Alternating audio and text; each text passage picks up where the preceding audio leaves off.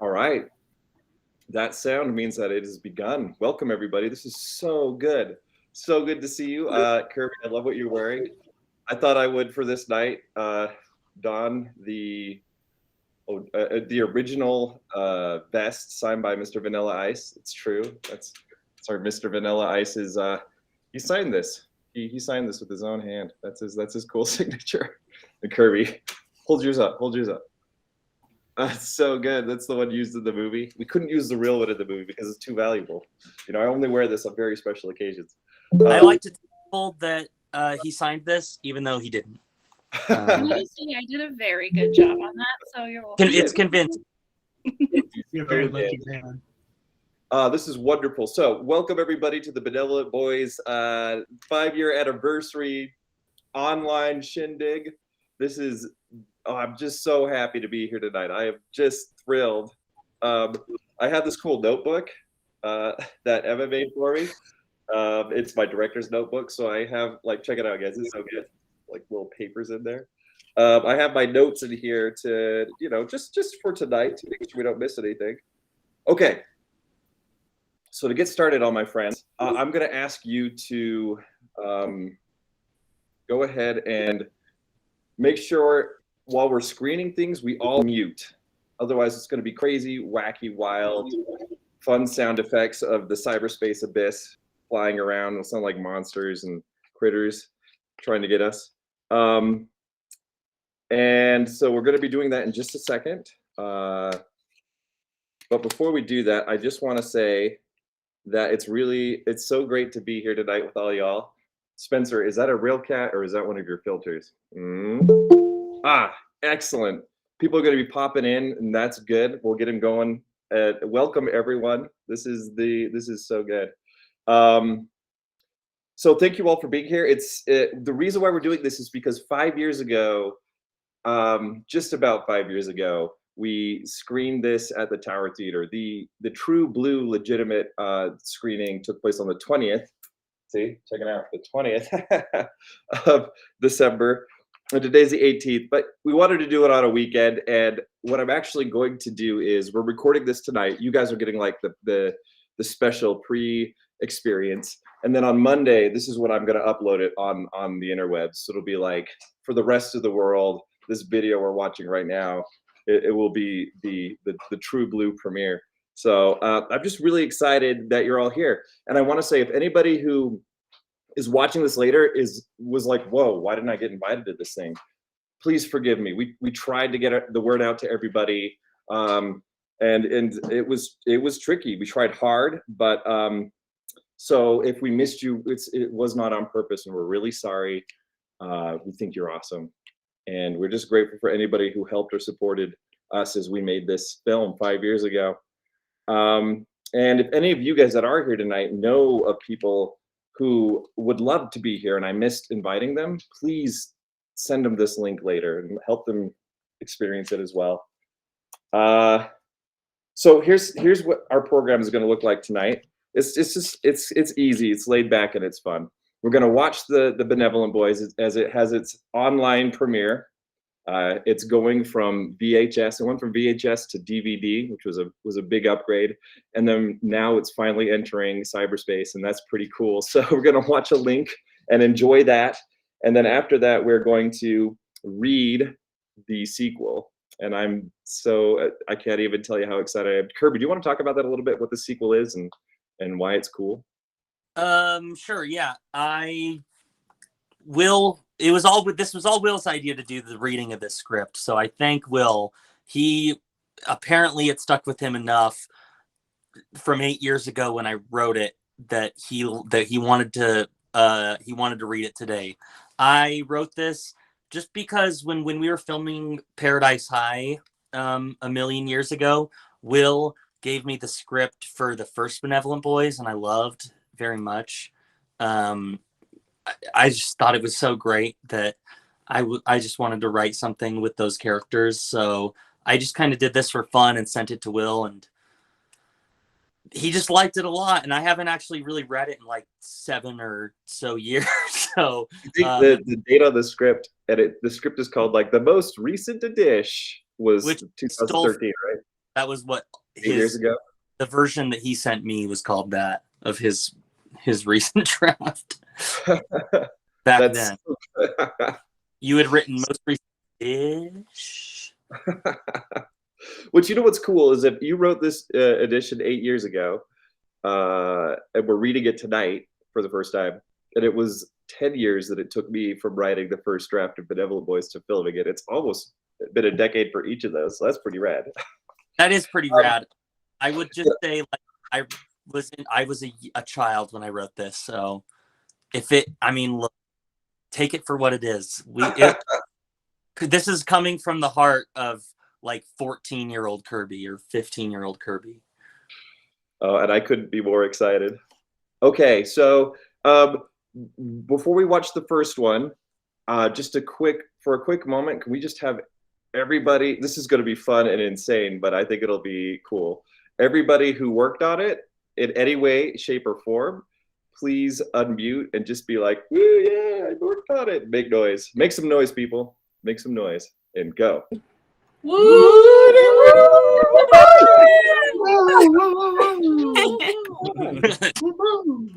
Yeah.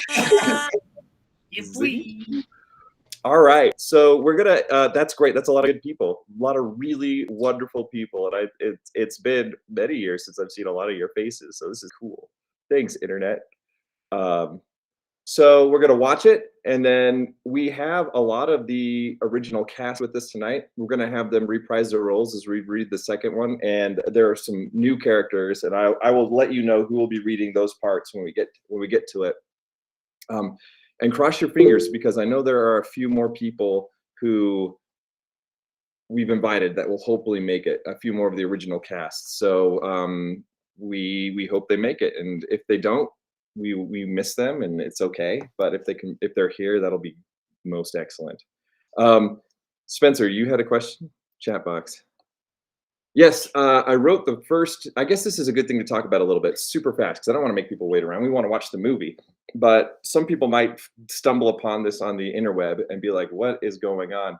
The first script of this movie, called The Benevolent Boys, was called, I can't even remember. I think I had temporarily called it Warriors of Virtue, which is already a movie, which means I was totally stealing the title, but it was just a temp title. And I wrote it back in college. The story was inspired by some things that my college roommate, John Winnings, his previous roommate, had actually done. So in a weird, wacky way, the first movie we're about to watch is based on true elements. And it was then taken, and I set it in high school and fictionalized the characters, even though they're named after my old friends from college.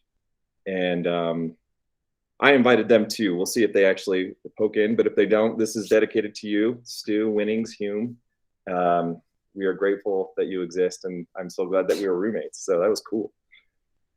Yeah, so that's when it all started, and it became what it is. And eventually the script got into the hands of these really talented students at East Hollywood High School, and we wanted to make this movie together.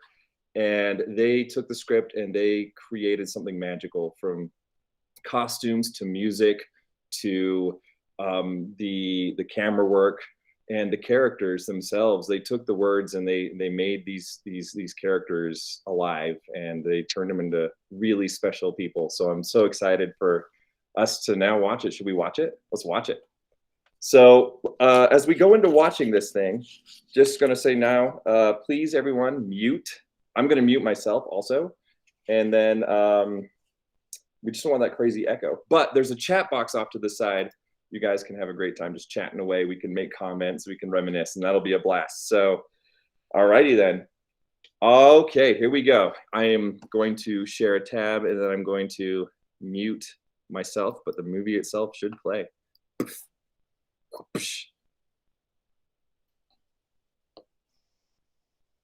Okay. Are we all seeing this? Okay, I'm gonna mute and I'm gonna press play. Thank you everybody for being here. Here we go. It's gonna happen. It's happening right now. The Benevolent Boys is going online.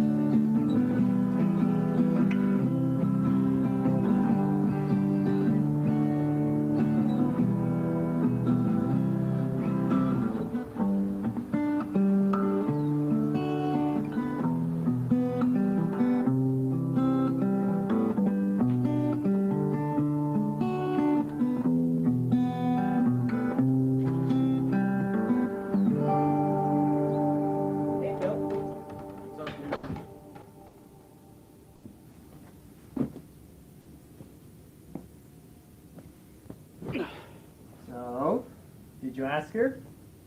Al Hersher's got her. Oh. That a-hole on the baseball team? Oh man, that sucks. When did that happen? So, I was in class. She was sitting behind me.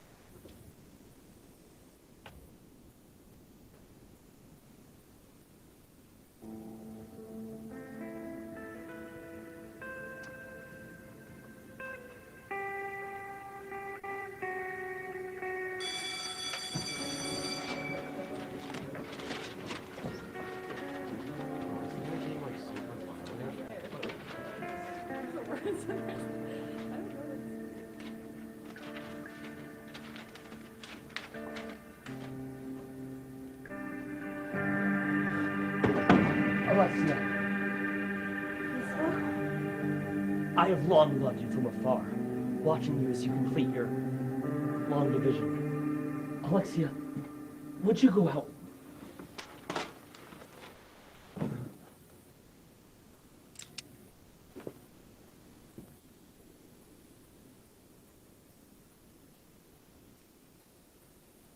And I would have gone after her, but he had a gun. Yeah. You didn't even talk to her. I was going to. It's not fair. Guys like Al Hersher get girls all the time. And all he ever wants to do is make out with them. And Alexia's like the nicest girl in the world. Why do nice girls always end up with punks like that? It really ticks me off.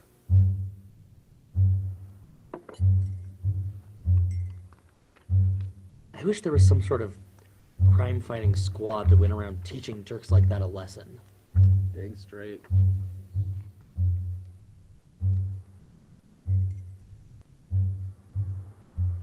You know what I like most about Chewbacca?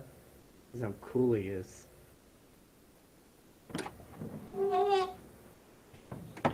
Oh, hey guys. Thanks for making yourselves at home. Got him ice cream. I'll tell Doris to get some more. You're the coolest mom. I love Doris. Let's do it. Let's form a squad and go get him. Get who? Hersher. He stole Alexia from Romeo here. Well, you never talked to her. Shut up. No, guys, come on. We can do this. I have an idea. Saw this in a movie once. We can lure him in, pretending to be girls, promising him the Nickmo. Non-committal makeout.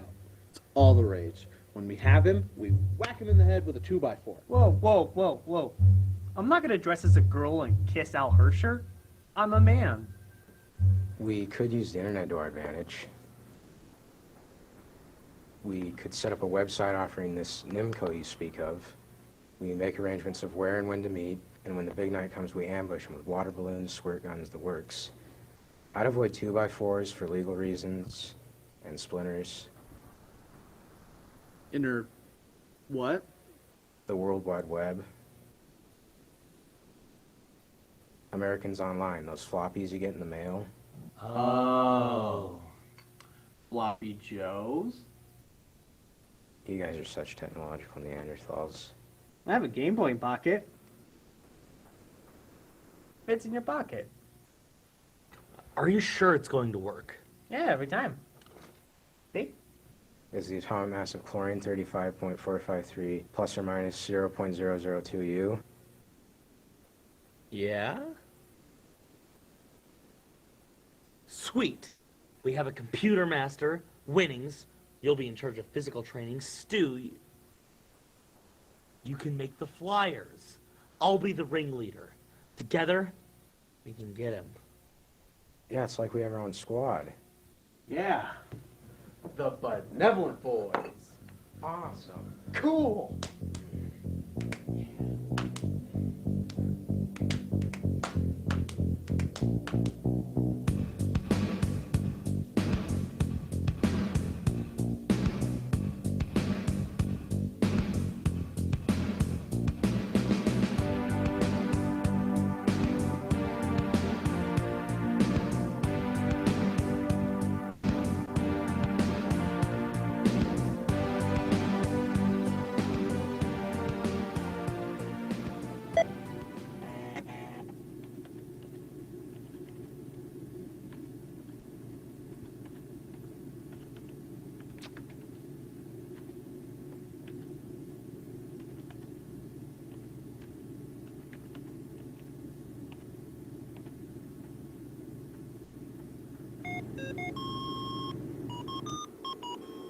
Set up. I made flyers.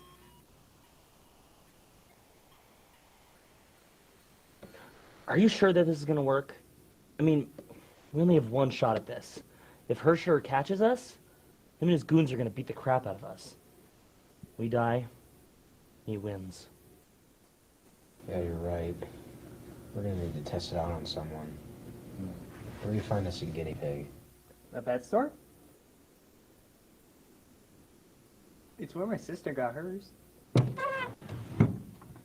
You, Fart Puff, did you record Walker, Texas Ranger over my Cindy Crawford workout video?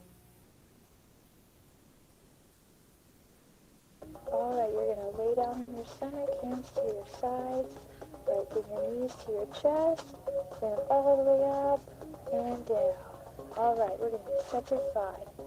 And 1, bring it up and down. And 2, all the way up to your chest and back down. And 3, and down. You're lucky I And found breathe this. in and out.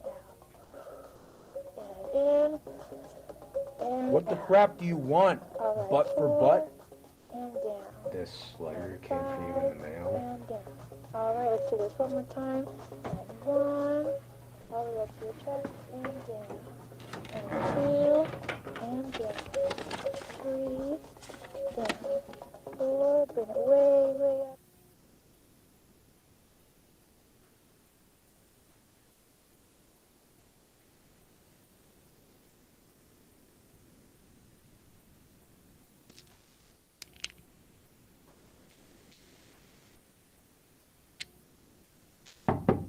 Hey, yeah, I'm coming in. Yo, bro. What's up, dude? Not much, just doing the homework. Cool. Did I ever tell you that you're a cool dude and that you're smart? and stuff? No, not really. So does your computer have that inner thingy? Yeah, come on in and use it. We were just going to Video Vernal's to rent a movie, weren't we, boys? Well, wait, I thought we were gonna Rent go. a movie, like we talked about. Ah, Yes. Rent a movie like we talked about. Yes. Let us go now to rent a movie. oh, a movie.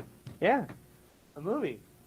We'll rent a good movie to watch. Have fun, bro. See you.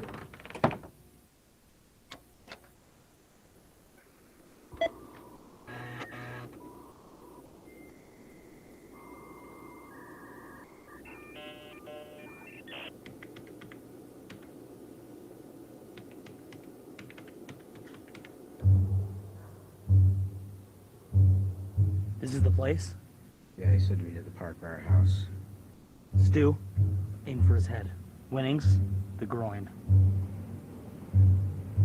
Well, here he comes. Steady, boys, steady. Who's there? Just some totally hot babe that wants to make out with you. Sweet. Give me some sugar, sweet cheeks.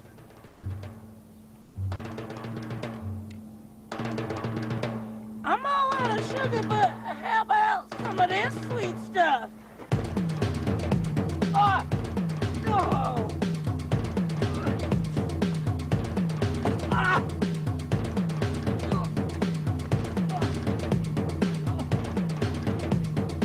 Flee, boys, flee!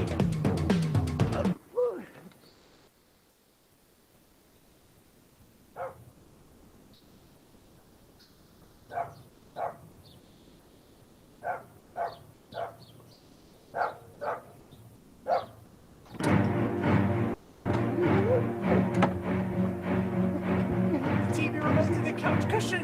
Gotta find it. Alright, doggy, the remote to the VCR. You have to get it by hand.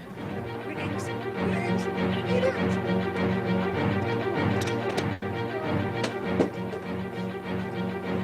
Turn the TV on. Ooh, he's coming.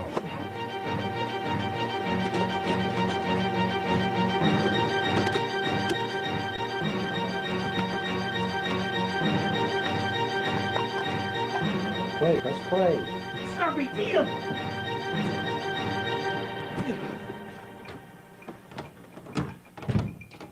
Hey, bro. Shut up, crab nugget.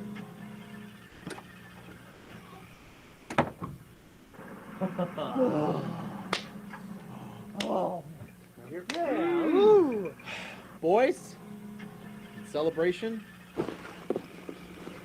Marshmallows ahoy on me. Oh, yeah. Yes! Marshmallows. Most excellent. He's not harmed!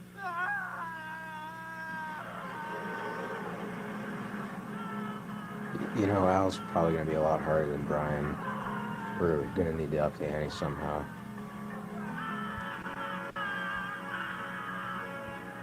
I'll go get the milk.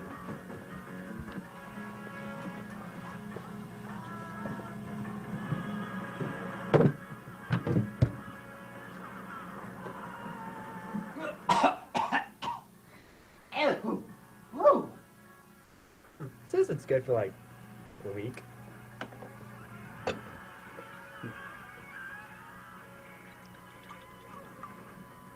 Oh, I see. Hey, where are you going with that? To toss it. Don't. Save it. For Hersher.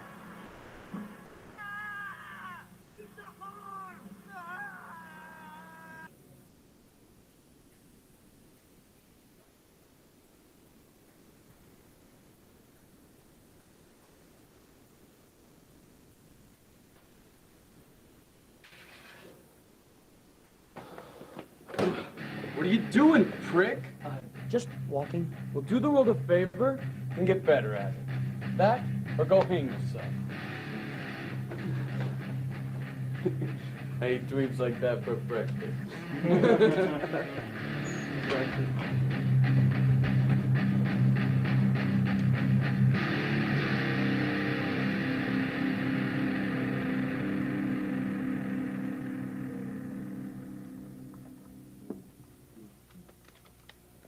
We got something. It's Hersher. Looks like we've got a date tomorrow night. We've got work to do.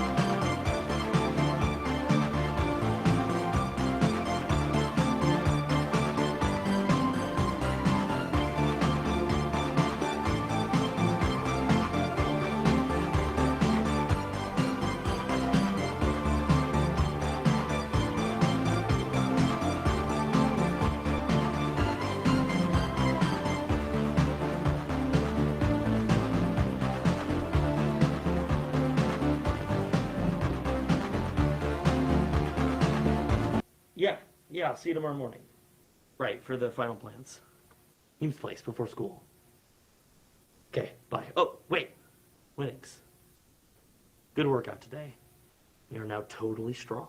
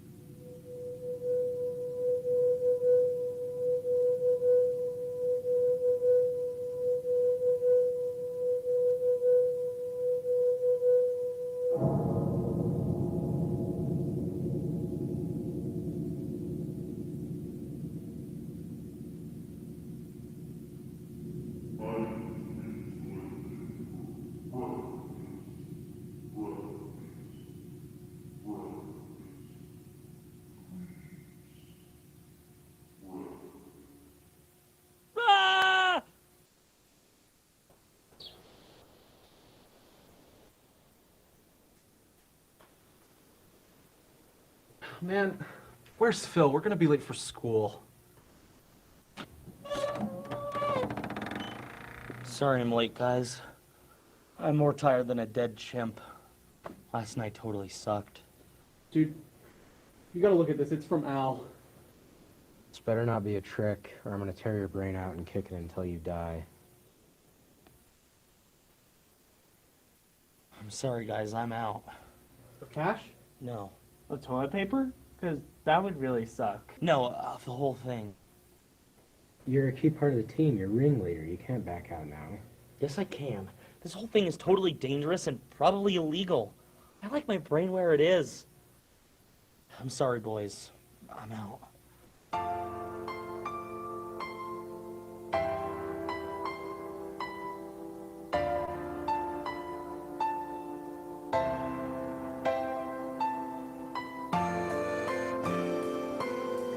I am full of melancholy, morose, blue, and gloomy, joyless, doleful, and cheerless, sorrowful, and so deep in the pits. I am a sorry sight, down in the dumps.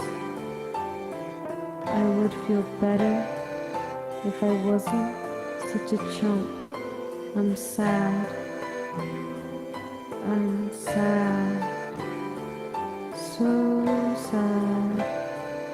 I'm sad. So sad. I'm sad. I wish I was happy.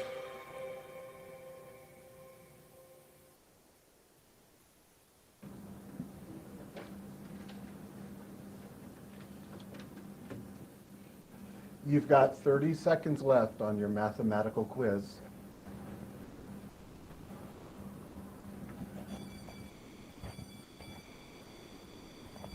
Okay, class, turn them in on your way out. Have a good weekend. And remember, geometry isn't just for squares.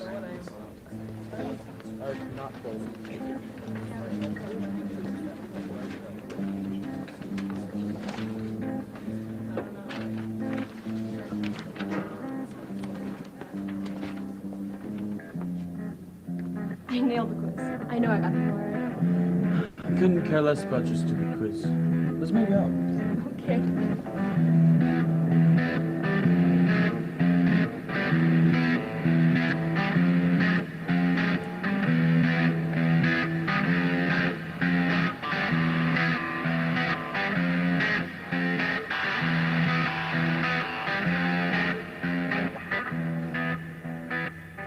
There's this one question where I wasn't sure if it was B or C, but after a minute, I realized it was B. Come to think of it, I don't think there are answers to some of this. But for a quiz, it was kind of fun, I guess. I love math, and ever since I was a little girl, you know, I just, this thing that I always wanted to do because my mom, she really got me into math. I don't know, I just always liked it. I just really curious about it. I think she's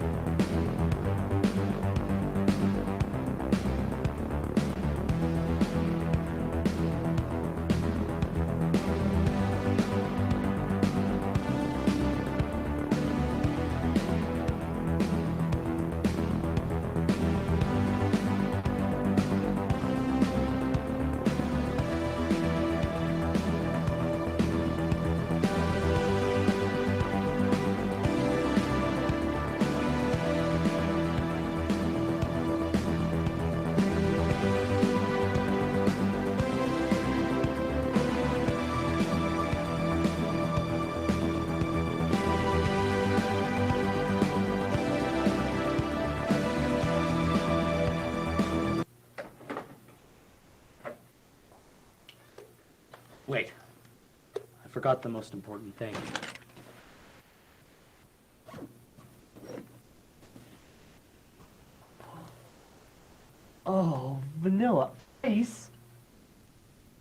luckiest man alive.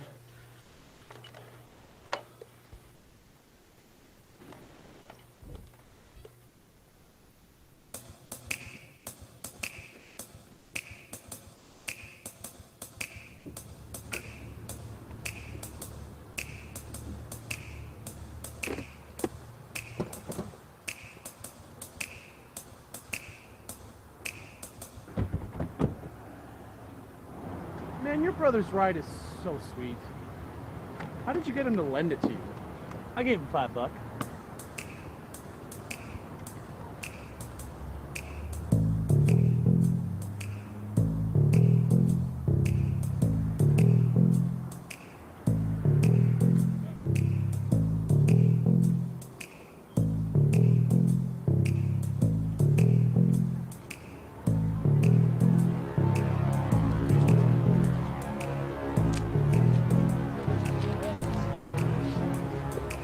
I eat things like you for breakfast, dweebs, breakfast. Crap on a crutch.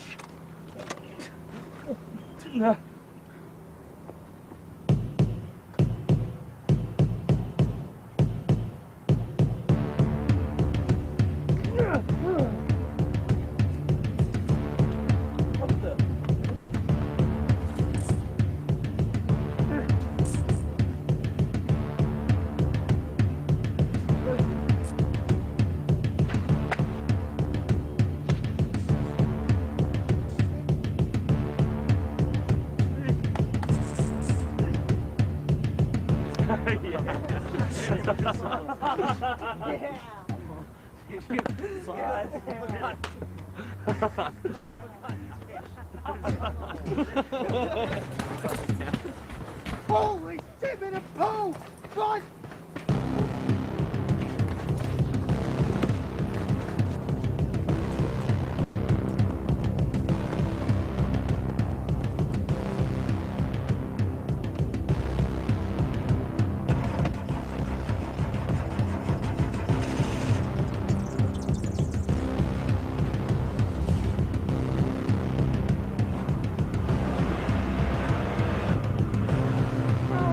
Oh crap! Oh god! Bingo bear!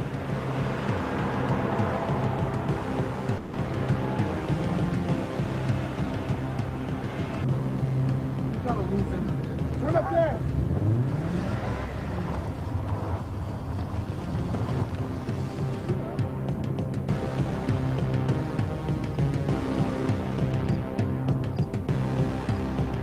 Turn. Seatbelts. Winnie, seat the wheel. Everybody put their seatbelts on.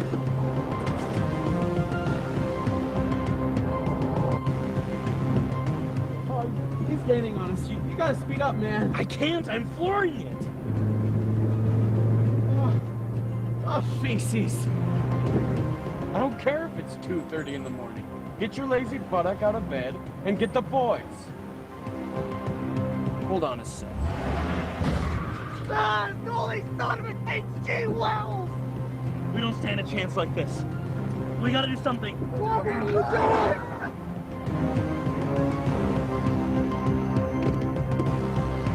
doing? Look, it's 4 against 1, right?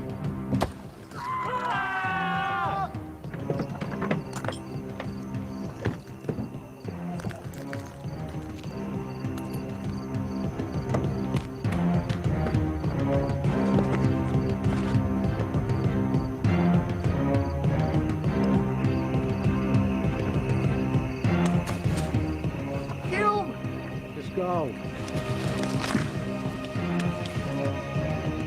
Go.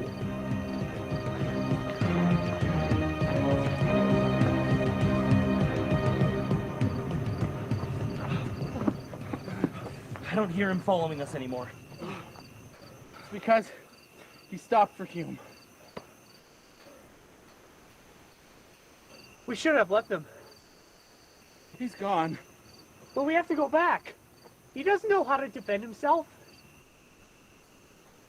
He's a computer scientist.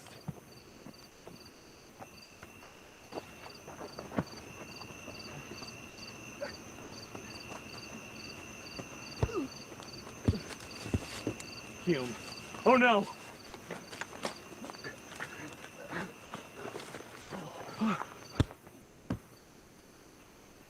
Mamma mia! Oh man, Hume. Oh. I'm fine. I know karate. What? I never knew that. Where'd you think I went every Tuesday, Thursday, and Friday night for the past 4 years?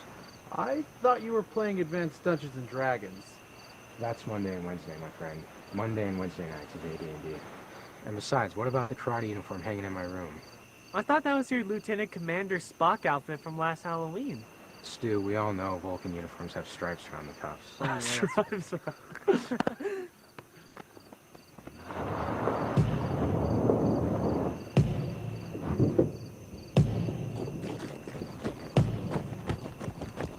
Holy poop, guys. Let's get to the car. No, this ends now.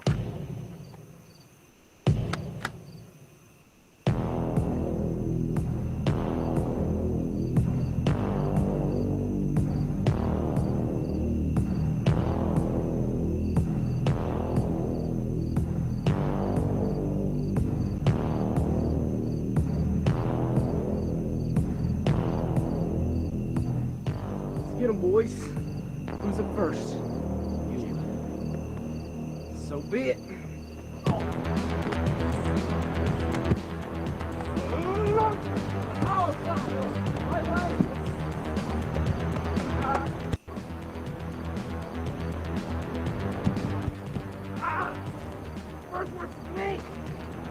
Tabasco sauce.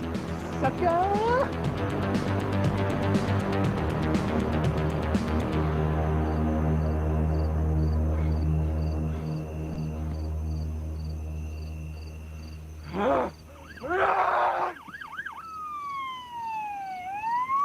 What the crime? How'd the fuzz find out? I borrowed El's cell phone. Made a quick call while I was beating the junk out of him. Cell phone? Clive! These guys are huge! Radio Greg, let's get in the car out here! Ugh. Jimmy, these guys are huge. Radio Greg, let's get another car up here.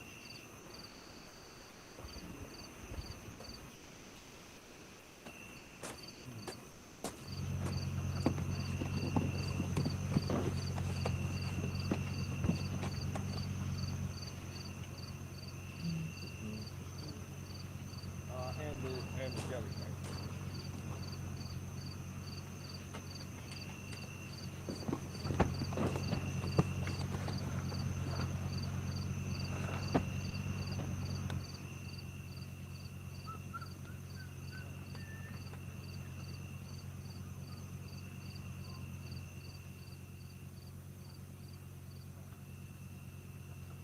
Hey, you four, can you follow us down to the station? Perfect.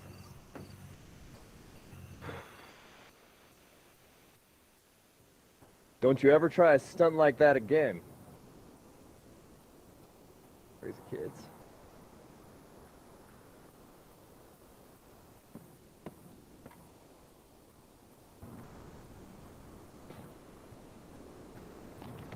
What's wrong, Phil?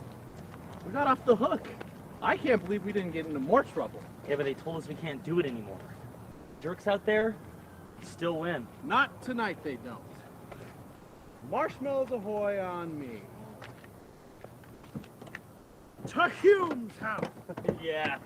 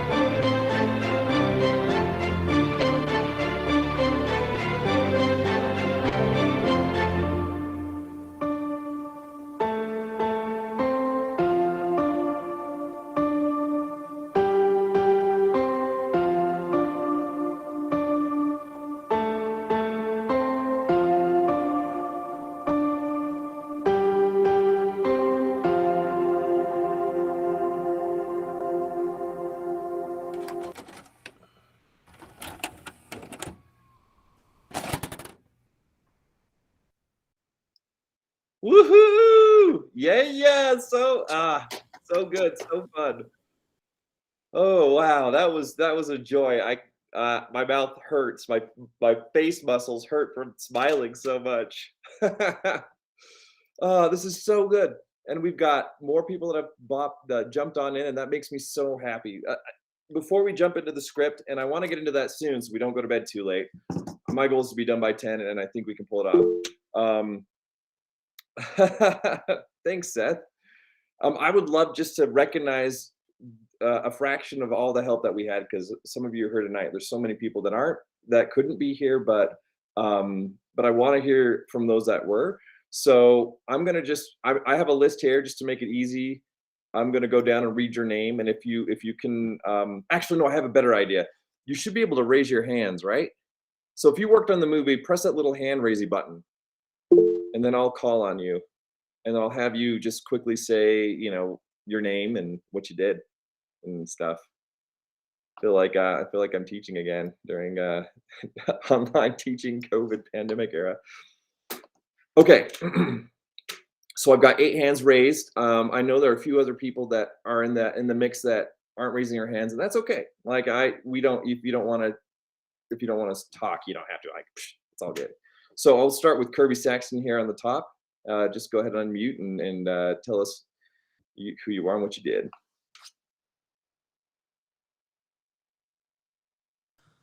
There I go. I'm Kirby Saxton. I produced and was Phil in the movie. Yeah, you got a poster back there too. That's so good. Okay, Emma.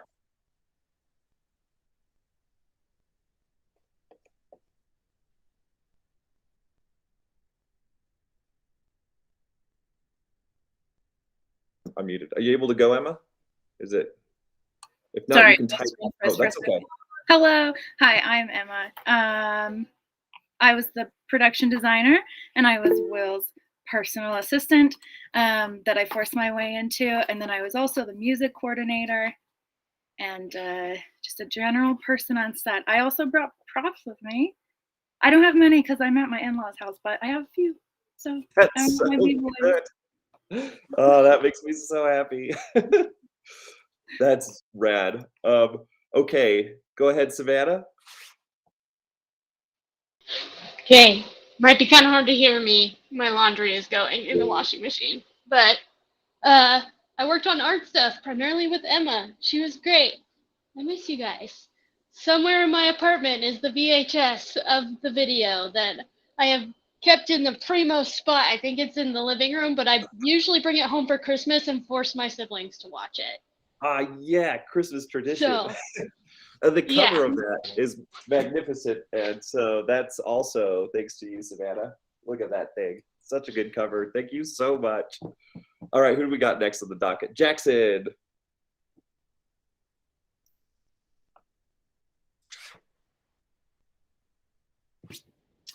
All right. I'm Jackson. I play as the role as for Stu. I kept a couple of things from a set, such as my awesome hat. And oh yeah, and Emma made these cool Funko Pops for the whole cast.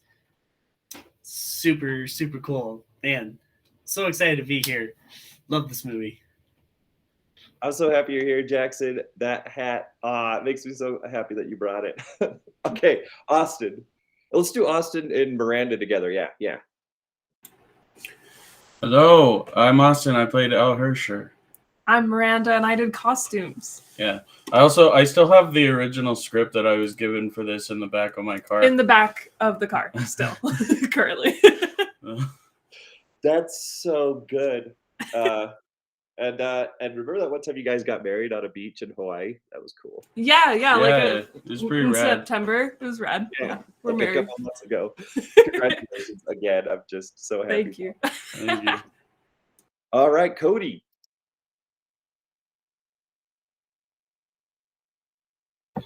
Hey guys, so good to see you. I did the fight and the stunt choreography, and I was also Isolation, which such a cool name. That's such a cool name.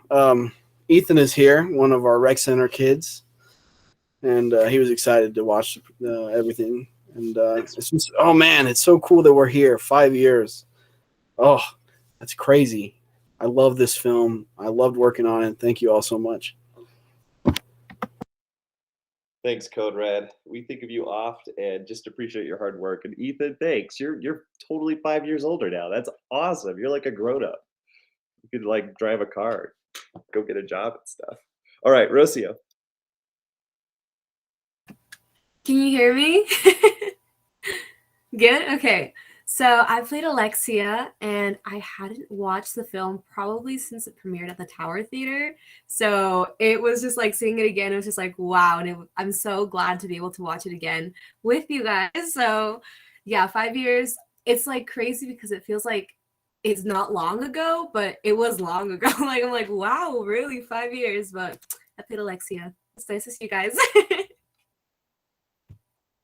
Thanks so much for being here, Rocio. I agree. Like the time it's weird. Half a decade, but it also feels like we just finished this movie. So Riley Weston, what do we got? Hey, it's cool to see you guys. I played one of Al's goons. I think my name was Spike. One of the punk gangs. It's cool. That's so cool. A little about the movie So again. I haven't seen it since it was premiered. yeah.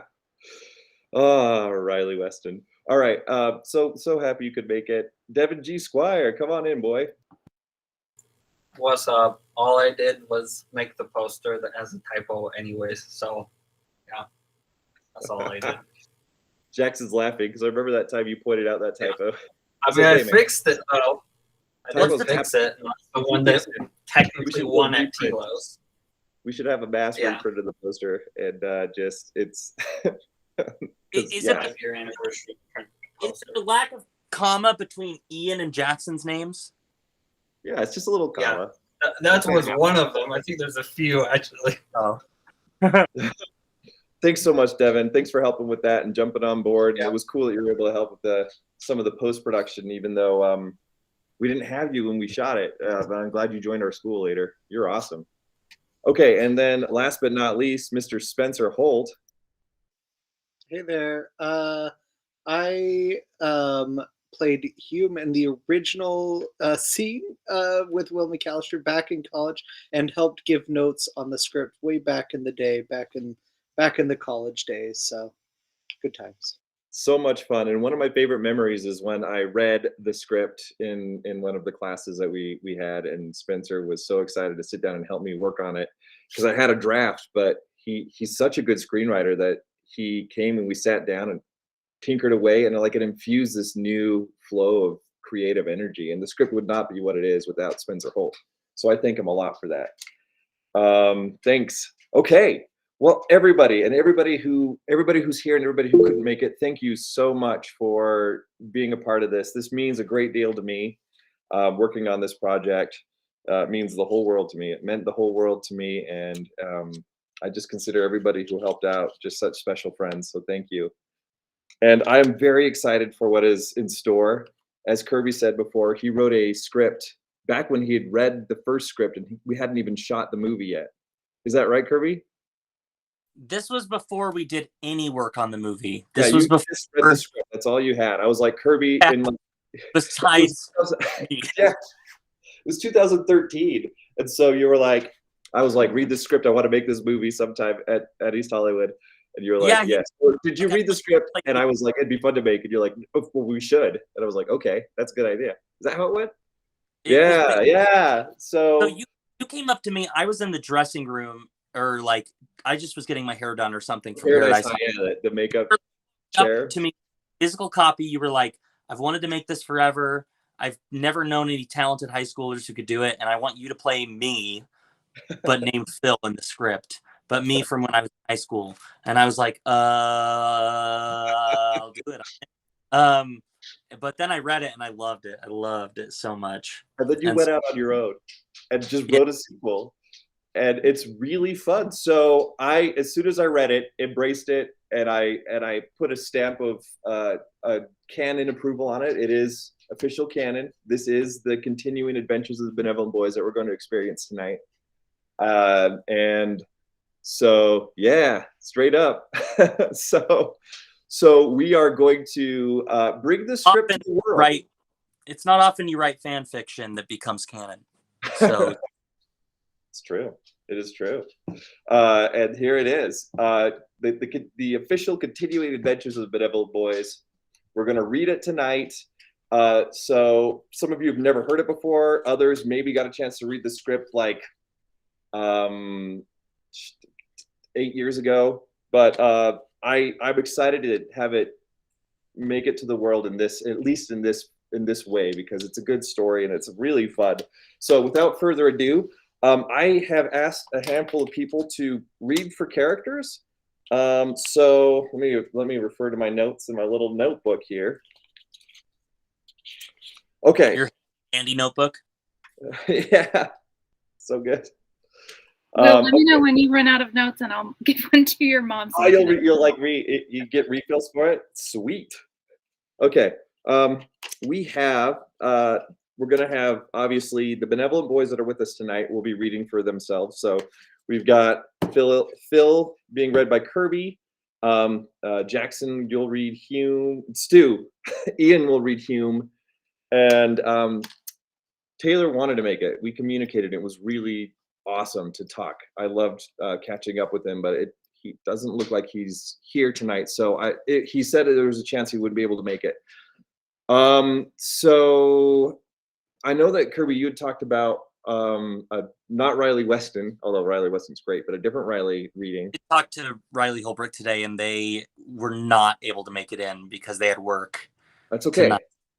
Okay, I had asked you, Riley Weston, to read a different character, and I'm wondering if instead you'd be willing to read for Winnings.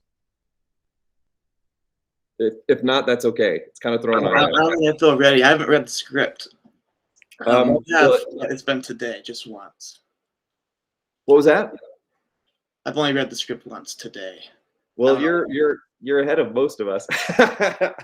I haven't read the script in 8 years, so if you don't feel comfortable doing it, it's okay. But if you're okay with it, most of us haven't read the script. We're just jumping in and having a good time.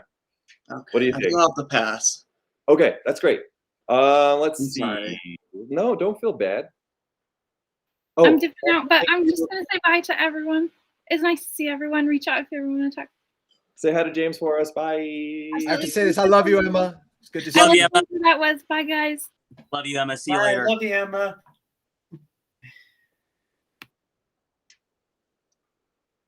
Okay, that's so going down my list of options, my second option is Mr. Seth Orris. I don't know how you feel about jumping in. Yeah, I'll do it. Okay. It would be my honor. Okay. He's fit. He's a bodybuilder. You are ripped. Plus I'm not ripped. Stop, guys. Stop. This isn't good for me. Okay, so Seth is gonna read. Our dude Winnings, and then who we have next on the list? We have Rocio reading Alexia. We have Austin reading Al Hersher. We have Spencer Holt, who's going to be reading Leo Drake for us. And that's going to be dope. Patrick Newman was going to hop in and read a cool dude named Beckett for us, but I don't know if he's able to. I'm going to double check a message here real quick. We've been messaging even just today, so let me see. Things come up. I get that.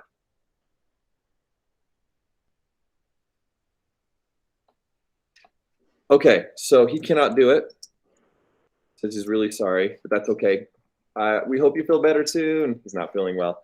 So I was wondering, Kirby, do you think your father, Mr. Will Saxton, would be willing? You'd have to ask him. I guess I could ask you. I guess I just don't see your face, but I see your name. Can you hear us, Mr. Saxton?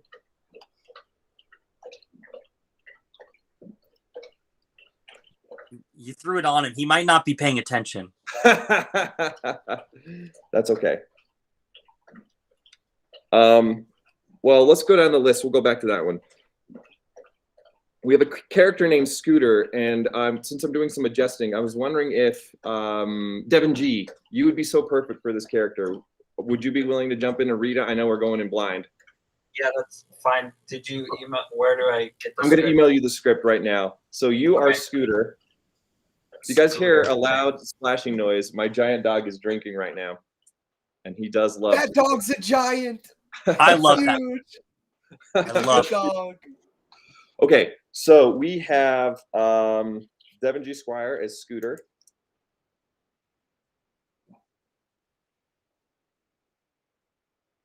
Okay, there's a video store clerk. I want to read him because it's My a very dad just my dad just texted me and said I'll do it, but I don't know how to unmic or unmute my microphone because I'm old.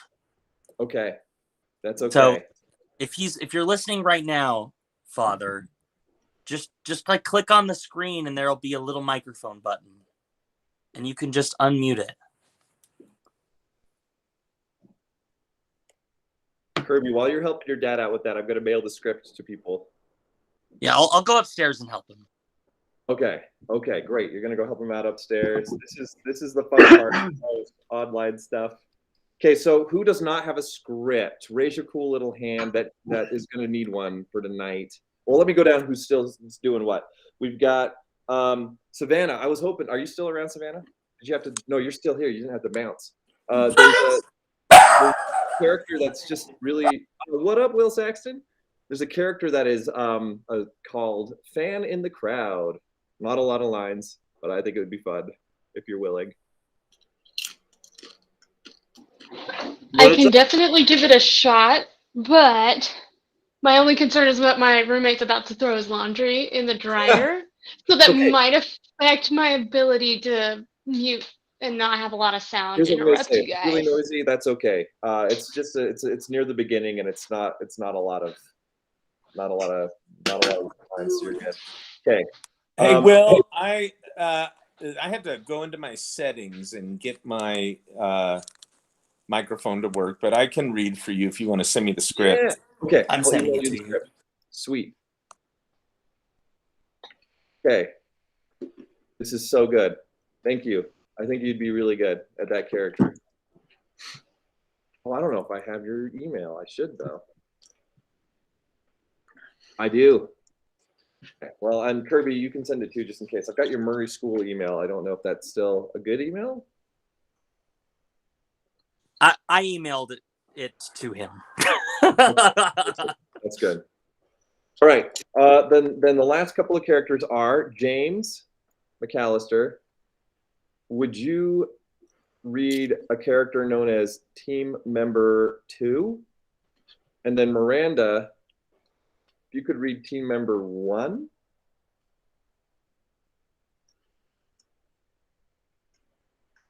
I think we're ready Yeah, to go. I can do that. Sweet. Oh, also, could you read a character named Agent 1, Miranda? Yeah, Agent 1 and Team Member 1. Yeah, you're just you're number 1. I'm number 1. Got it. Okay, I'm emailing the script to this little last round of people, and we're gonna go into it. Thank you for being patient, and thank you for being awesome. And then what I'm gonna do is I'm gonna read I'm just gonna read the script, the narrative description here, and we're gonna get going. I'm prepared with water because my throat might hurt, and I've got these little throat drops just because I'm gonna be reading a lot.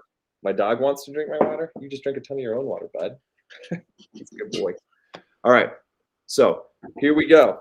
Here's how it's going to work. If you can help by muting your computer until the time to read your part comes up, until your scene, you can have it like when you see your name in a scene, you can unmute. That way we can read naturally and quick. We don't need to have a lot of pauses.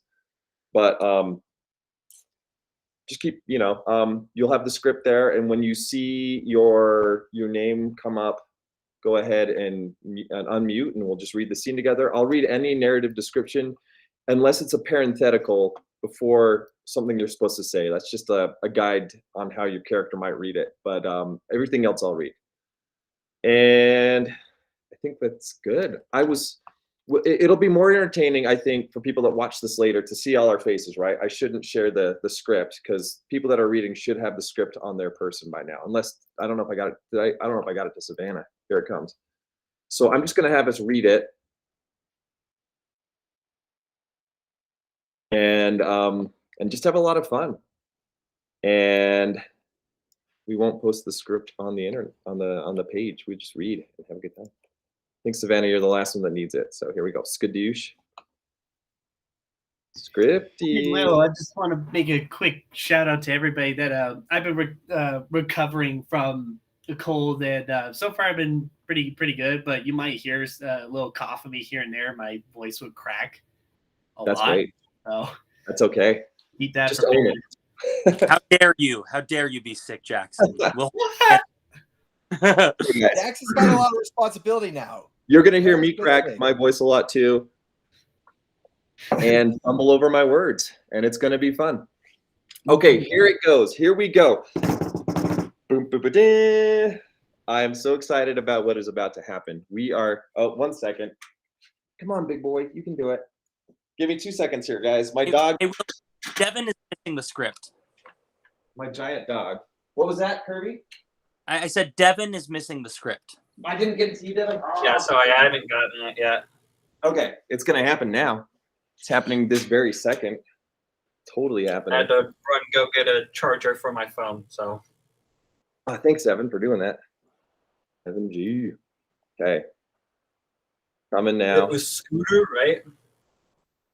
What was that? Scooter was my character, right? Yeah. Scooter. Okay. Can Okay. you remind me of mine too, just so I don't forget and you can find it ahead of time? Is that Savannah? Yeah. Yeah, Savannah, we are having you read Fan in Crowd. Fan in Crowd. Okay, here it comes. Okay. The world premiere. I have a question. Yeah. We have to sound 5 years younger. Yes. Yes, you do. Okay.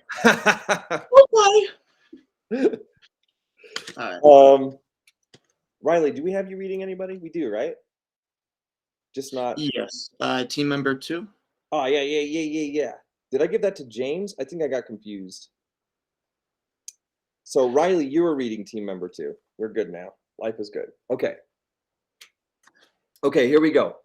We're going to read this. We're going to have fun. Don't feel bad about not knowing your character, fumbling over anything. Cold reads are, in general, wacky, and we're jumping into this script with pretty much nobody having read it at that time. So we're just going to have a good time. Yeah.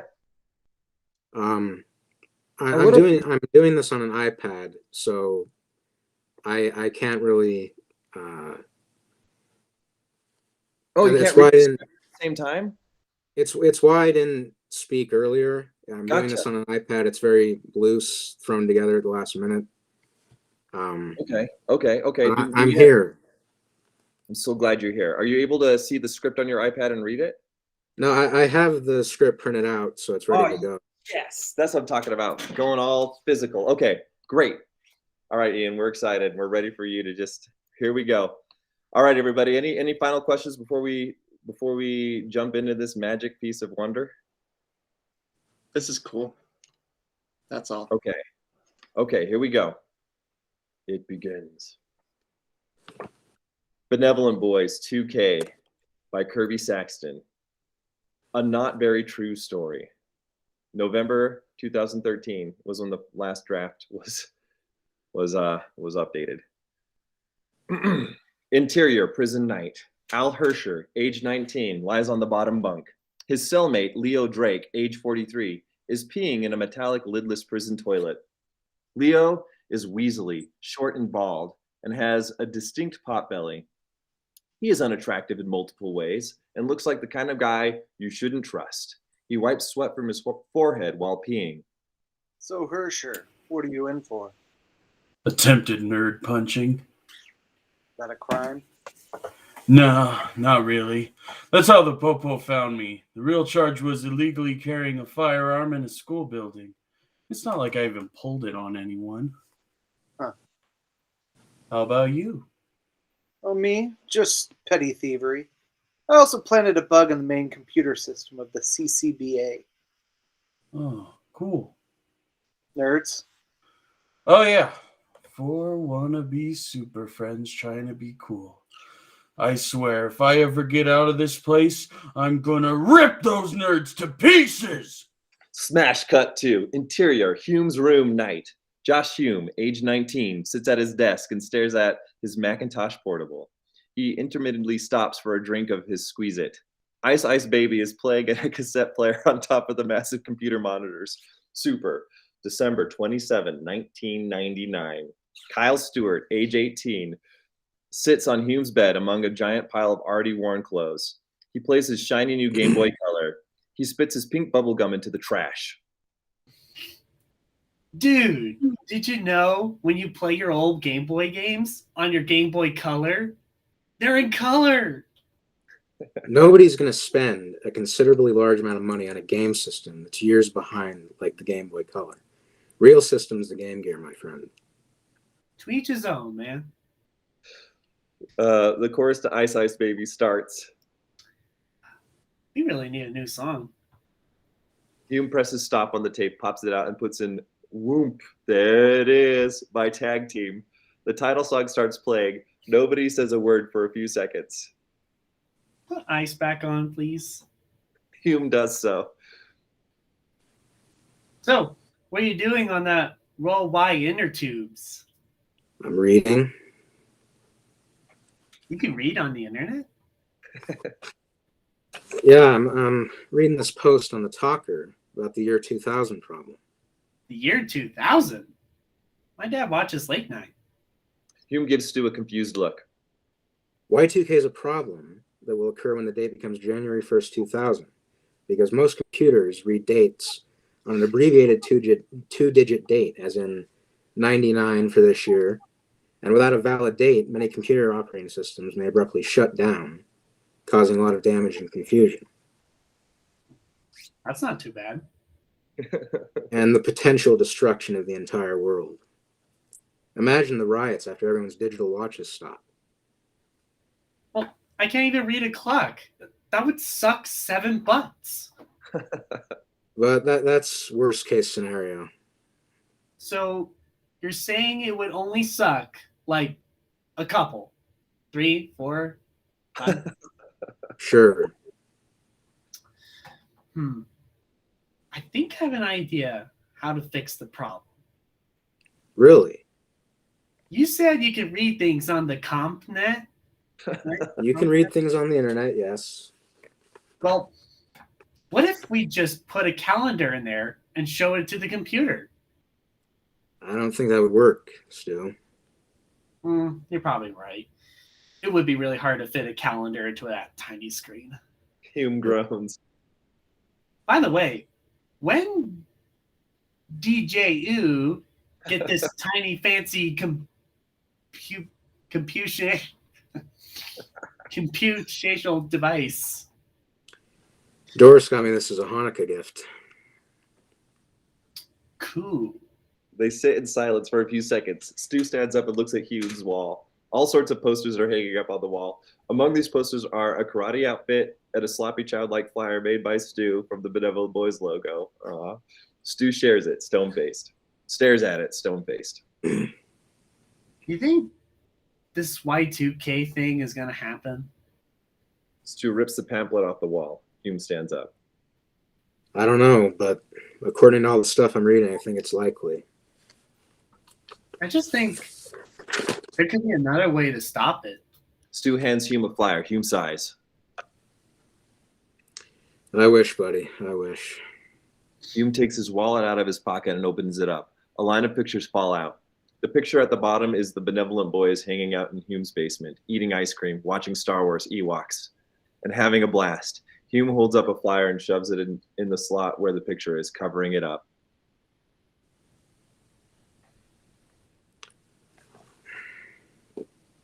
Where I don't know where I am. Oh, it's okay. We're on page 5. Your character is saying, "Yet, alas." Oh, okay. Yet, alas, things are not as they used to be, young Stewart. Winnings is in Minnesota on a basketball scholarship, and Hey, how come you're not at college? I am. Really? Yeah. Anyway, Winnings is gone. Phil has been spending a lot less time with us since Alexia and him started being relational companions. Interior, school hallway, day, Phil, voiceover. Dear Men's Love magazine, I'm dating this girl.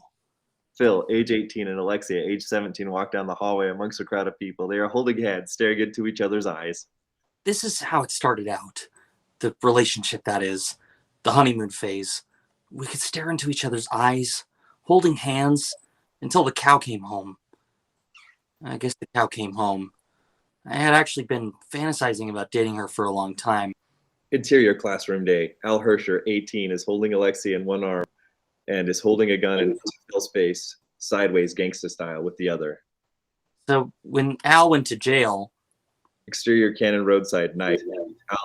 Al is pushed into a cop car by a cop. I sort of took advantage of the situation. Interior classroom day. Alexia is crying at her desk. Phil approaches her. What's wrong, milady? Alexia looks up, wiping tears with her sleeve. Nothing. It's just my butt jerk boyfriend was thrown in jail by a handsome leader and his 3 sidekicks. Don't cry, Alexia. I'm here. He hands her a rose. A red rose? How romantic. She jumps into his arms and kisses him on the cheek. Interior Hume's basement day. Phil looks dreamily in the distance. Winnings, Hume, and Stu look at him with one eyebrow raised. Whatever. That is not how it happened. It's about approximately how it happened. Anyway. Interior baseball court day. Phil and Alexia sit in the bleachers watching Winnings and the Tri-State Tigers play against the Pepsington High School Crystals. Crystal Pepsi. Crystal Peps. Crystal Peps. Turns out Alexia... It turns... Oh, yeah, sorry, that's you, Phil, not me. And all she cares about is make-outiness. Phil looks into Alexia's eyes. Hey, turtle power? Yeah, sweet sums. Freeze frame. That's our nicknames for each other. The action resumes. Do you want me to get us some cotton candy? Nah, let's just make out. Okay. They do.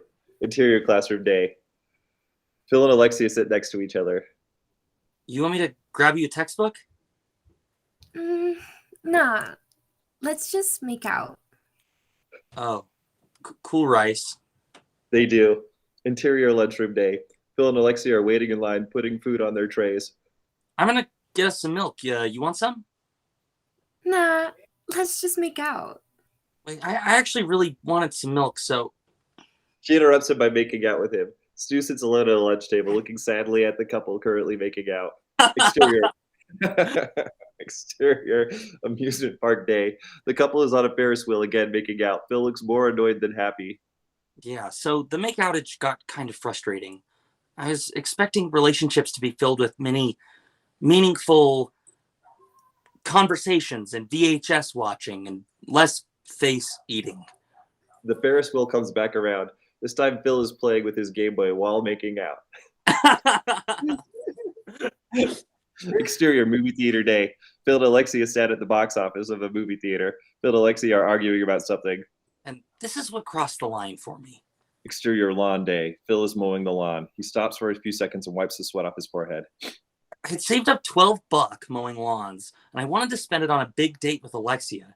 And naturally, I wanted to go to a movie at the theater place. Exterior movie theater day. The couple of the hour is still arguing. I'm not going to spend 12 of my buck to see Julia Roberts fall in love with a British guy. Well, why would you want to see a cartoon with toys anyway? They're called animated films. She wanted to see some romantic comedy, and I wanted to see Toy Story 2, even though Notting Hill was pretty good. It's the principle of the matter. Interior Phil's bedroom night. Phil is typing his letter to Men's Love on an old typewriter. So I'm writing to you today because I don't know how to break up with Alexia. What is the best way? Signed... He thinks for a second. I should probably use a fake name. Signed, Will. He tears the page out of the typewriter and puts it in an envelope, licks it, and seals it. Interior locker room day. John Winnings, age 19, is standing in front of a snack machine, looking at each choice individually. The rest of the basketball team are sitting down. John, what are you doing? Winnings does not respond. Winnings. Yeah? We're about to go on. We don't have time for snacks. There's always time for marshmallows ahoy, gentlemen. What? Interior hallway day. The team is walking through the entryway to the court. They all have their game faces on except for Winnings. Really? Never? Not even once? No, never. Chuck Norris. He's a Texas Ranger? You've never seen it? Well, I get the concept of the show. I just never seen it, all right? Okay. Do you like Back to the Future? Not particularly. Oh, how about Star Wars? Ewoks? Huh? Interior dorm room day. Winnings throws himself into the bottom of his bunk and picks up the phone, dials a number, and waits for a response. Hey, Phil, it's Winnings. Hey, Winnings. Why is your voice so undeniably distressed? Nothing. Just the ladies' problems. Alexia, the woman of your dreams? Not so, Win. Not so. Squeeze-a-moi? I just feel like she doesn't really care about me. Just my lips. Them tender lips, my boy. Anyway, I think I'm going to break up with her. Man, sadness and despair. I, too, am having troubles. Of what sort? I think I finally understand how it feels to be Mork from Ork, living on an alien planet, trying to understand everything, but I don't have Mindy to help me adjust. I just have to adjust myself. How so? These people just don't understand me, Phil. They aren't like us. They're just, one guy told me today he had never seen an episode of Walker, Texas Ranger. Holy heck butts. I don't know how long I could take this. I gotta go, Winnings. As Tim Allen says in that brand new movie that just came out a couple days ago, never give up, never surrender. Toy Story 2. Nah, Galaxy Quest. Home Improvement guy's the best. See ya, buddy. Interior Phil's kitchen day. Phil hangs up his phone, puts on his backpack, and walks into his front room. Interior living room.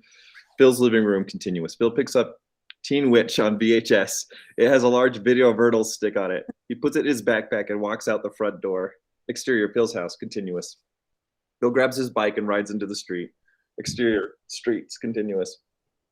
Phil rides and sees a man holding a sign that says, "The end is near. Repent, repent." Phil raises an eyebrow at this.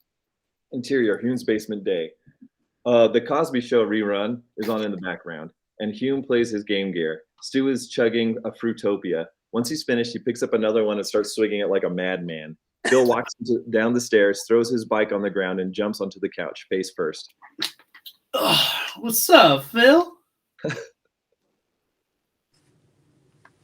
You? Where you been? Stu finally puts down his drink. What's wrong? Delicious? Stu burps. I don't know how to break up with Alexia. You're gonna break up with her? Why? Yeah, is it because you don't hang out with your friends anymore? Phil lifts up his head off the couch and looks at Hugh. You trying to tell me something, Hugh? Yeah, I'm trying to tell you that you don't spend any time with your friends anymore. Oh. Hugh turns off the TV and sighs. Well, if you wanted to hang out with me, you could have just said so. During the school year, you're so busy with college. What? You go to college? Phil, you and Stu still go to school together, and you still ditch them all the time to hang out with Alexia. Stu, you ratted me out? I'm gonna get me some more Fruitopia. Stu runs upstairs. Hugh and Phil sit in silence for a moment. All right, Hugh. Phil pulls out the VHS of Teen Witch. I brought the VHS of Teen Witch we got at Video Vernal's. We could go take it back and get something new. Humes rolls his eyes. It's going to take a lot more than a video for me to accept that apology. Well, then I guess there's no more Benevolent Boys. Stu comes downstairs, Fruitopia in hand. Dude, you want to go? Go? The Video Vernal's? Oh, sweet. You and Hugh made up? No, we're going without Hume. But Hugh. Stu looks at Hume sadly. Phil grabs his backpack and his bike, and he goes upstairs. Stu looks up the stairs, then at Hume, then back up the stairs. He puts his Fruitopia on the couch and goes up the stairs sadly. Stu, Stu is gone. Stu sits looking at his Game Gear, then turns it off and throws the back of his head against the couch, eyes closed in frustration. He opens his eyes and looks around the room. He sees his Macintosh portable on the counter. No more benevolent boys. His eyes open widely, as if he's got a great idea. Exterior, Video Vernal's day. Phil and Stu approach the front desk at Video Vernal's.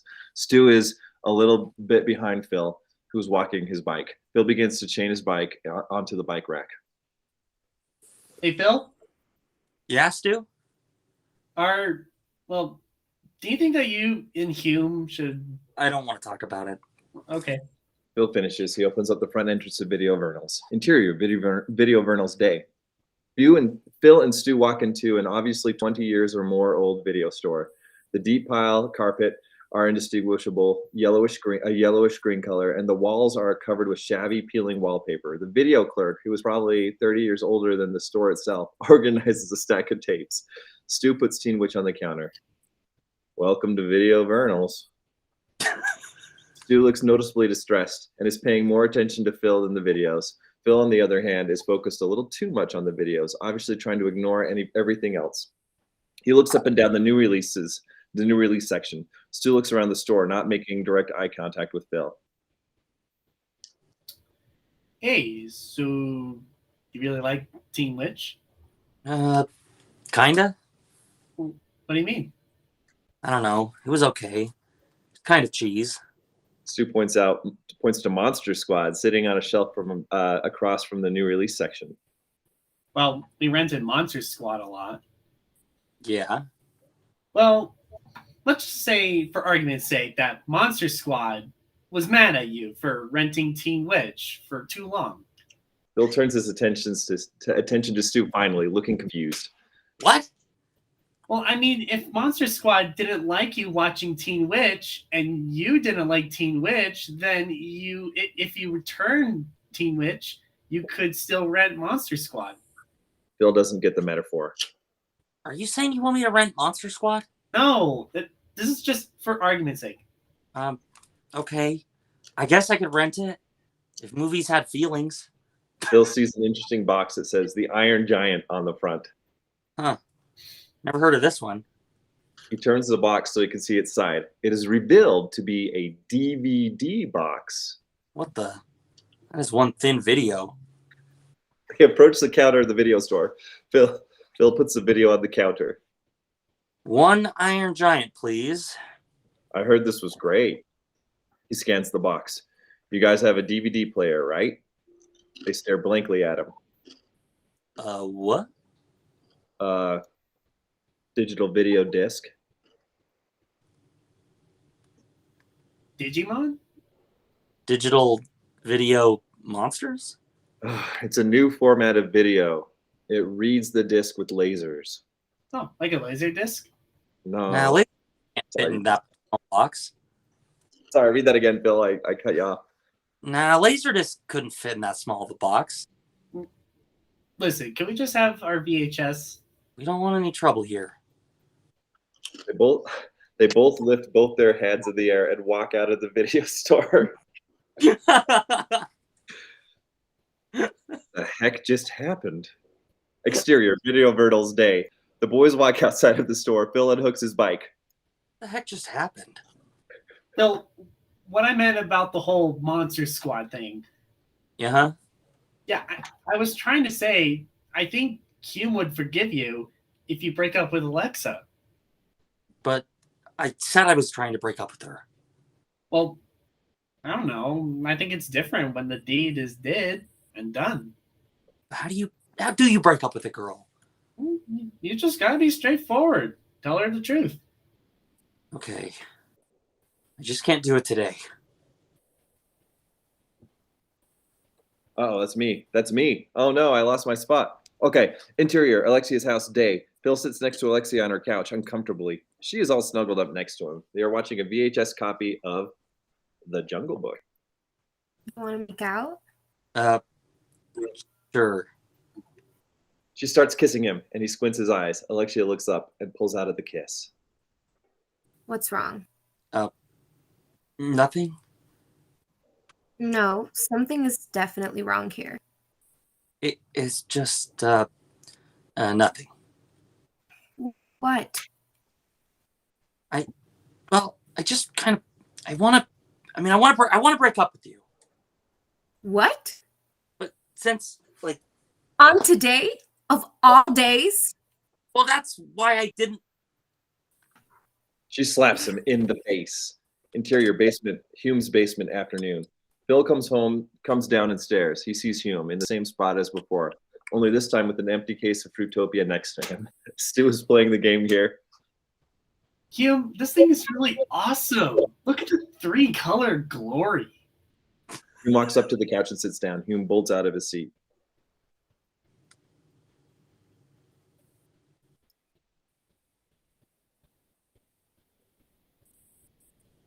Sorry. Phil. Hume, I broke up with Alexia. Really? Yeah. He rubs his cheek that got slapped. I just figured bros before woman. Well, you're a true friend. Guys are always important people. Hume, Benevolent boys.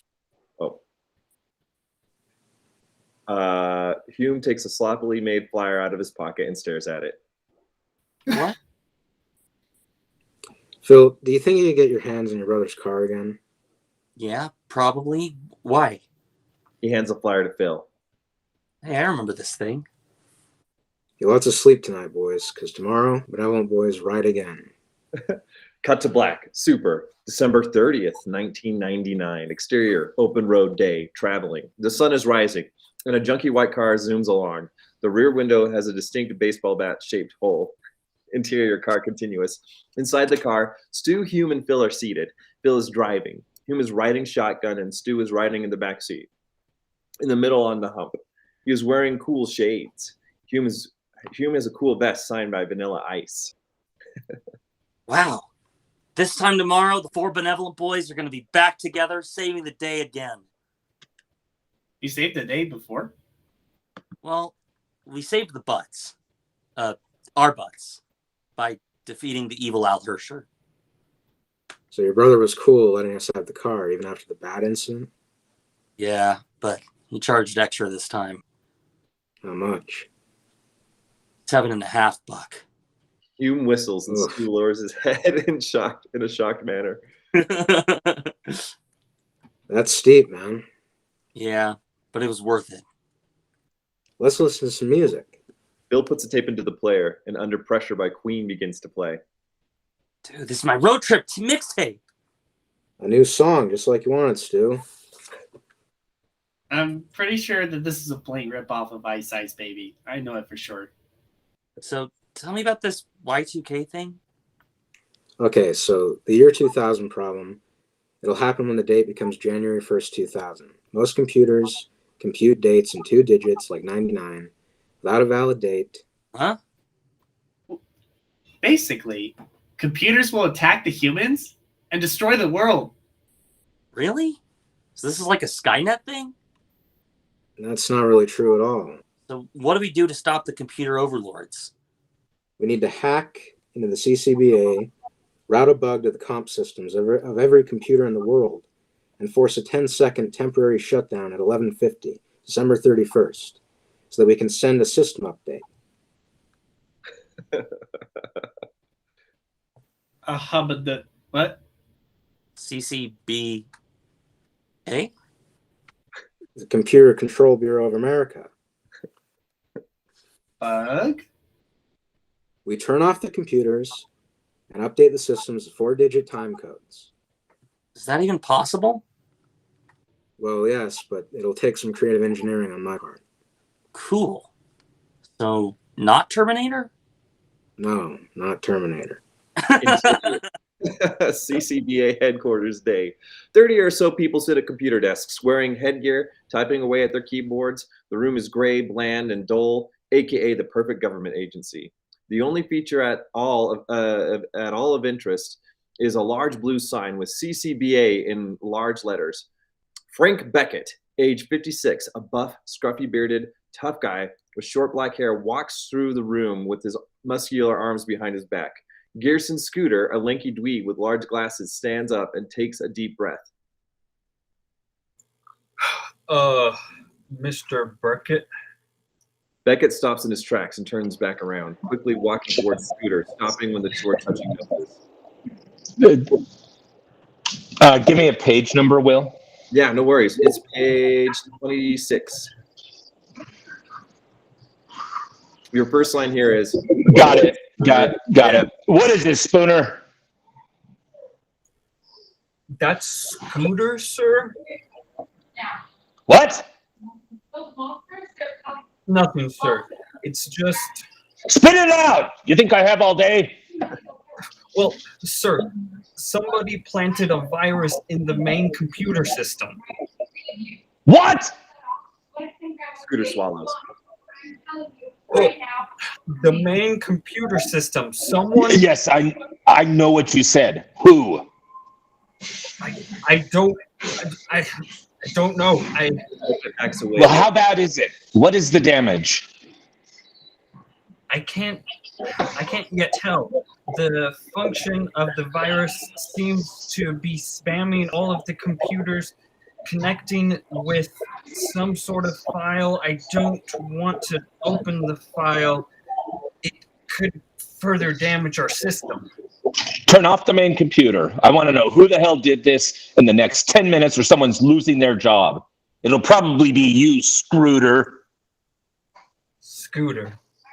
Interior, interrogation room day. Leo Drake sits at a table in the middle of a bleak room. An untouched donut and an unopened Surge soft drink sit in front of him on the table.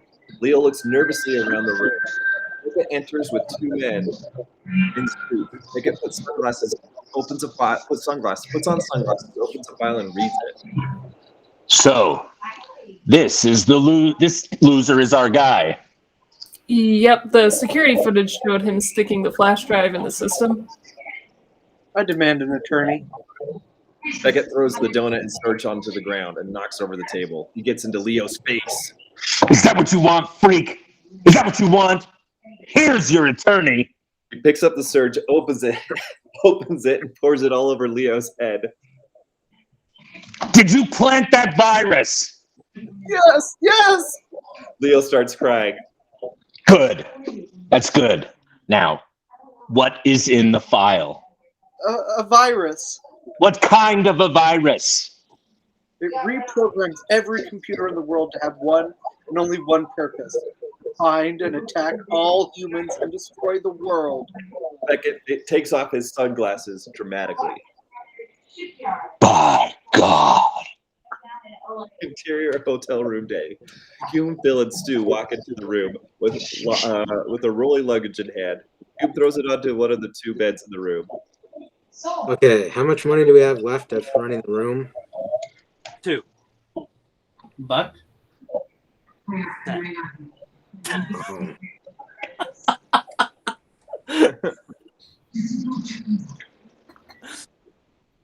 Let's see. I think we got it muted. Sweet. Okay, perfect. Interior hotel room night. Phil and Stu are sleeping on one bed. Hume is in another. Stu hugs his Build-A-Bear tightly. His eyes are open wide. Phil is dead asleep. Phil! What? Do you think we're gonna be able to stop the robot apocalypse? I don't know. Probably. Get some sleep. We got a long day ahead of us. Oh, okay. So we're gonna pick Winnings up at his dad's house tomorrow? Yeah, and then we're gonna go get to the computer control thingy. Oh, okay. A beat. I love you, Phil. What? Nothing, bro. They go to sleep. Exterior, open road day, traveling. The car is moving once more, slowly approaching its destination. It's still rock and roll to me. Ends. Interior, car, continuous. Phil. Phil, this is the best road trip mix in the planet. The song Head Over Feet by Alanis Morissette starts to play. Phil's eyes open up wide in embarrassment. Who put that on this tape? What? They listened to it for a minute. Oh, yeah, this sucks. It's awful. Right. Yeah, totally. Sucks. Terrible. For sure. I mean, only girls like Alanis. How do you say her name? Morissette. Morissette. Right. So, you guys want to change it? I mean, yeah, if you want to. Okay. Too far away to do anything. It is a girl song and everything. Jump cut to interior car continuous. The gang is now rocking out the final chorus of Head Over Feet. They're going way over the top with it, screaming at the top of their lungs. Phil is crying. You've already won me over in spite of me, and don't be alarmed if I fall head over feet. And don't be surprised if I love you for all that you are. I couldn't help it. It's all your fault. As the song ends, we fade to black. Super, December 31st, 1999.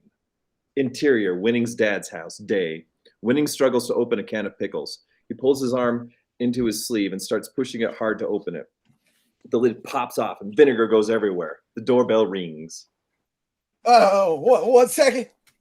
Exterior, Winning's dad's house, day. Hume, Phil, and Stu stand at the door. Phil pulls his hand away from the doorknob. Why does Winnings live with his dad?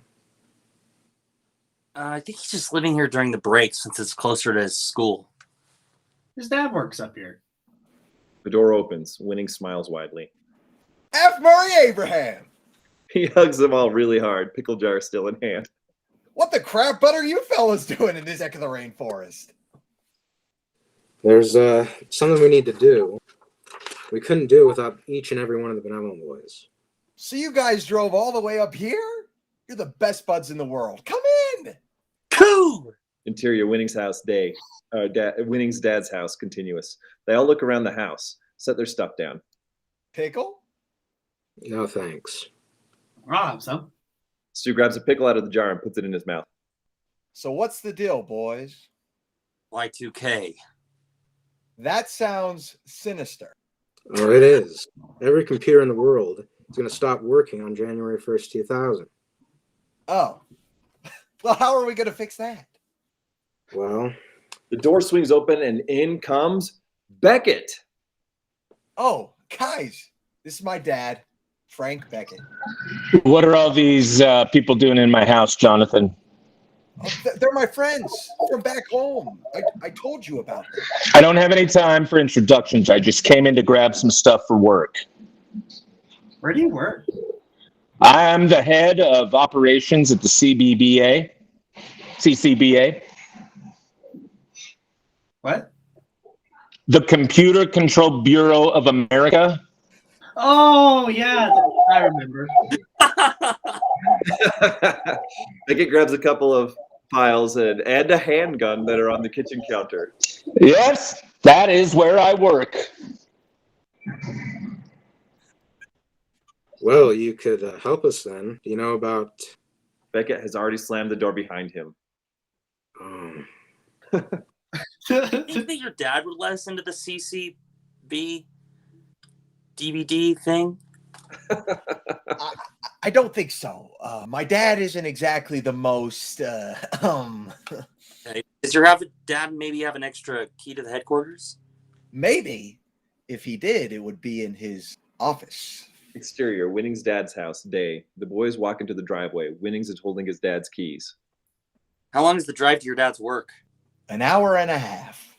Bill looks at his watch. Crap, Nelsons. We took so much time finding those keys. We gotta go now if we're gonna make it. Why does your dad live this far away from work? It made sense when he bought the house.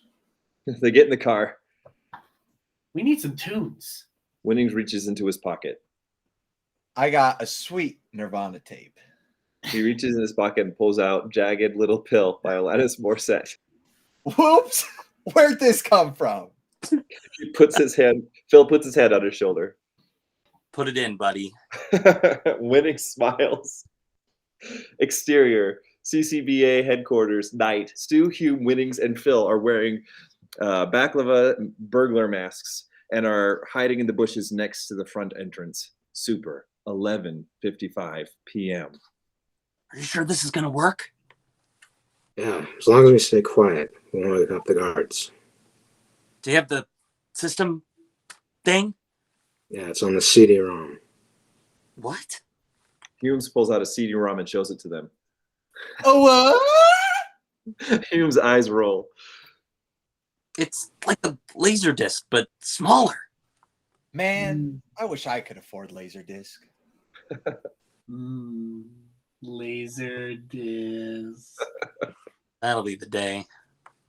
Come on, let's go. The four approach the door, inserting the key card, and enter the building. Interior, CCB headquarters, night. The four walk by two sleeping guards at the front entrance of the building. They walk through the hallway into the main room. Interior, CCBA main room, main computer room, night. The Benevolent Boys creep into the room, which has a huge supercomputer in the center. It's about 10 foot tall, 6 foot wide, and round. It's cylindrical cover. It is a cylindrical and covered in random. Looks like it does something, but you don't know what type stuff. Buttons, tubes. Man, this is the mother of all computers. This thing is so powerful it can send info to any computer on the planet. Can you work it? I'm pretty sure. Let me just boot it up. The tiny screen in the middle of the computer turns on, and the Windows 95 screen is displayed. Whoa. Windows 95. Didn't even know that was a thing. Cube sticks the CD-ROM in. It starts clicking and typing and stuff. The lights turn on. Ugh. Who goes there? The owner of this, Jonathan? Dad! It's not what it looks like. What are you boys doing here? It's to save the planet. Yeah, if I don't update the system, the whole country will lose the power on their computers.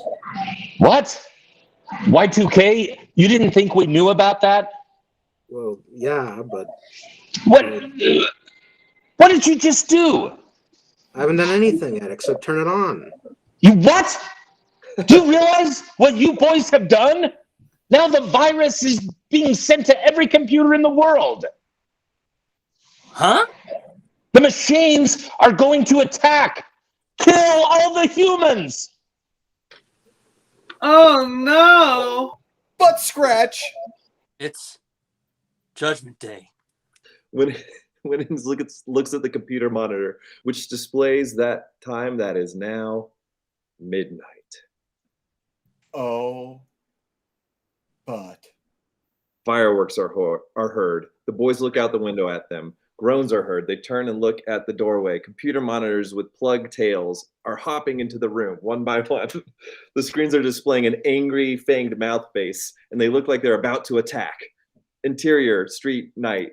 City streets, night. People are in the streets with party hats and champagne. All of a sudden, computer monitor monsters, here on out to be referred to as MMs, monitor monsters, love it, are hopping down the street, attacking them. The people run away, screaming. Exterior, street, night. Alexia is seen through a window in her room. She looks out the window and screams. The MMs are attacking Phil's hometown.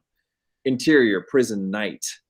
Hersher and Leo are sound asleep, but are jolted awake by screaming prisoners. All the gates start electronically opening, and Hersher and Leo get out of bed. They run into the hallway, out the front door. What the turd nugget's happening? I don't know. Exterior, prison, continuous. Hersher and Leo run up to an unoccupied car. They get in. Interior, prison car, continuous. Can you hijack a car? A dirt. He opens a panel underneath the steering wheel and puts two wires together, starting the car. Where'd you? I know you want to kill those nerds. You bet. But first, can we go somewhere where I can do my revenge? Sure. Where? The CCBA. The what? Just drive. They drive off. Exterior, road, continuous. The MMs hop around, attacking people. What the heck are those things? They're just regular computers gone evil. How do you know? You know that virus I told you about? Hersher gulps. This is that. Al looks at Leo as if he's a madman. Interior, CCBA headquarters night. The boys and Beckett are squatting behind the desk. Phil has a floor lamp that he's jabbing at the MMs. I don't think I can fend these things off for much longer. John Winnings, none of this would have happened if you had joined the military like your father and his father. Aren't you just happy that I'm getting an education for free? The Army pays for your college. In the meantime, I could die. We could die now anyway. Not a good time, Hume. Gentlemen, I'm all for resolving family issues, but I'm not sure right now is the best time. We need to figure out a way to get out of this room and reach the higher ground. Hume, you should pull out your killer kung fu karate moves. That's a contradiction. Oh, right. I'll see what I can do. Hume jumps over the desk. The boys watch eagerly as Hume chases the MMs out of the room. They wait for a moment. You think you got him? I don't hear anything. Run! That doesn't sound so good. The ground shakes and rumbles. Into the room comes Hume. No, really, guys, sprint. Where? Hume points to the window next to the desk. The window. The main supercomputer comes into the room. Now an infected monster. It hops in huge bounds, gaining on Hume quickly. Hume jumps towards the window, which is near the top of the room, and opens it. He crawls through. Grab my hand. Stu grabs his hand and gets pulled up by Hume. They then pull up Winnings, Phil, and Beckett. Right when they're all outside, the supercomputer starts to break through the wall. Exterior, CCBA headquarters night. The boys and Beckett start running towards Phil's brother's car. They stop when they see the car's whole top half has been ripped off by the MMs, rendering it completely useless. Hume and Phil sigh and facepalm in defeat. Winnings throws himself onto the ground in sorrow. Ooh, sweet. I didn't know your brother's car was a convertible. Winning stands up. Turkey boogers. I don't know what we can do, guys. There's nothing we can do. The outside wall starts shaking. The boys turn around and look at it. They all huddle together. Well, I guess it's the end, boys. Yep. Son, Yeah, Pop. I know we had our disagreements over the last 18 years, and I know I wasn't there to support you enough, but... A car drives into the parking lot. Hold your horses, gentlemen. This person might be able to help us. Al Hersher and Leo Drake walk out of the car. I take it back. Whoa, what the? There he is, the Beckett I told you about. Those are the nerds I told you about. Oh, cool. We can kill two birds with one stone. Yeah, or 4 nerds with 1 gun. Hersher takes a handgun out of his pocket. Oh, where'd you get that? It was in the glove compartment. Hersher walks up to Phil with the gun. I told you guys he pulled a gun on me. Hey, nerd. I think you die first. Oh, hey, Al. How you doing? Good? Great. Hersher turns his head towards Stu. I know you're feeling like taking your revenge right now and all, but let's talk about this first. Hersher slowly lowers his gun and looks at Stu with eyebrows raised. Now, Alan, I presume that's what your name is short for. No, just Al. Al, do you remember the last time you tried to kill us? It did not end well for you. Hume kicked your butt in the butt, as far as I can recall. Yeah, but I have a gun this time. Well, the other thing is, my dear Al, behind that door stands a giant evil supercomputer monster that is going to kill us, and by us, I also mean you. So shooting us with that gun of yours would not be the beneficial for you in the long run, but if you help us, we could probably defeat the evil monster lurking that neither realm called the other side of the wall. Okay.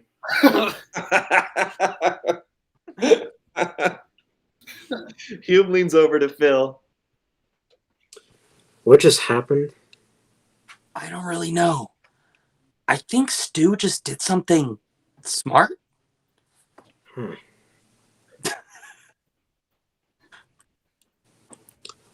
Leo? Leo? Sorry. That's okay. What about my revenge story? You're a criminal who should feel nothing but remorse, Drake. Beckett punches Leo in the face. He falls over in pain immediately. Winnings high fives his dad. So I guess we go and shoot the supercomputer and all little minions. Yeah, that sounds good. Now save your bullets. I have a better idea. What is? Well, the plan was to send a bug that forced a temporary shutdown of computers, right? Then step 2 was to send a system update to the computers so that on rebooting they would be healed, correct? I think that was the plan. It's very clever, kid. Very interesting. How did you work out the ground shakes? No time, Mr. Winnings. The plan was to do this, so... What are you getting at? Well, couldn't we still do that? If we send the system update I designed, its programming will override the bug, turning the computers back into their normal state, into their normal states. Wait, what? If we send it out on the supercomputer now, we might have a shot. Well, that would be great if it wasn't trying to eat us. With your guys' combined strength, you could hold it down while I send out a bug. Yeah, that could work. I don't know, guys. I'm not so sure I'm physically up for the job. Yeah, me either. Winnings approaches the two and touches their shoulders. Guys, just remember your training. Phil and Stu look at each other and look at Winnings. Interior, weight room, evening. Stu hits a T-ball with a 2x4. Exterior, CCBA headquarters, night. Stu flexes his muscles. Interior, weight room, evening. Phil struggles to get a bar with no weights off his chest. Exterior, CCBA headquarters, night. Phil smiles and looks at Winnings. Winnings? Yeah, Phil? Tonight, we are totally strong. All right. They hug. Hersher? Yeah. Phil approaches him and shakes his hand. That robot's a dweeb. Let's go eat him for breakfast. The ground shakes and the wall starts cracking. Okay. Let's. Yes. Interior, CCBA headquarters night. Phil, Stu, Winnings, Beckett, and Al Hersher run in and push the supercomputer to the wall. It struggles for a while, but eventually gives in. Hurry, Hume! Hume runs up to the supercomputer and starts typing and clicking. Suddenly, a bunch of MMs start hopping through the window and approaching Hume. Hume, behind you! What? He looks behind him and sees the MMs. F-word along, Shanks. Hume, where did that come from? I never knew you to be the swearing type. Al, use your gun. Okay. Hersher pulls out his gun and starts shooting at the MMs. He misses every shot. Hand it to me, boy! Hersher does as he's told. Beckett starts slowly killing the crowd, but they are still gaining on Hume. Hurry up, Hume! I'm going. Hume finishes typing stuff and presses enter. He turns around and sees the MM standing at his feet. He shuts his eyes in preparation for his demise, yet realizes that all the MMs have shut down. Exterior, city streets, night. All the people being chased by MMs stop when they realize they have shut down.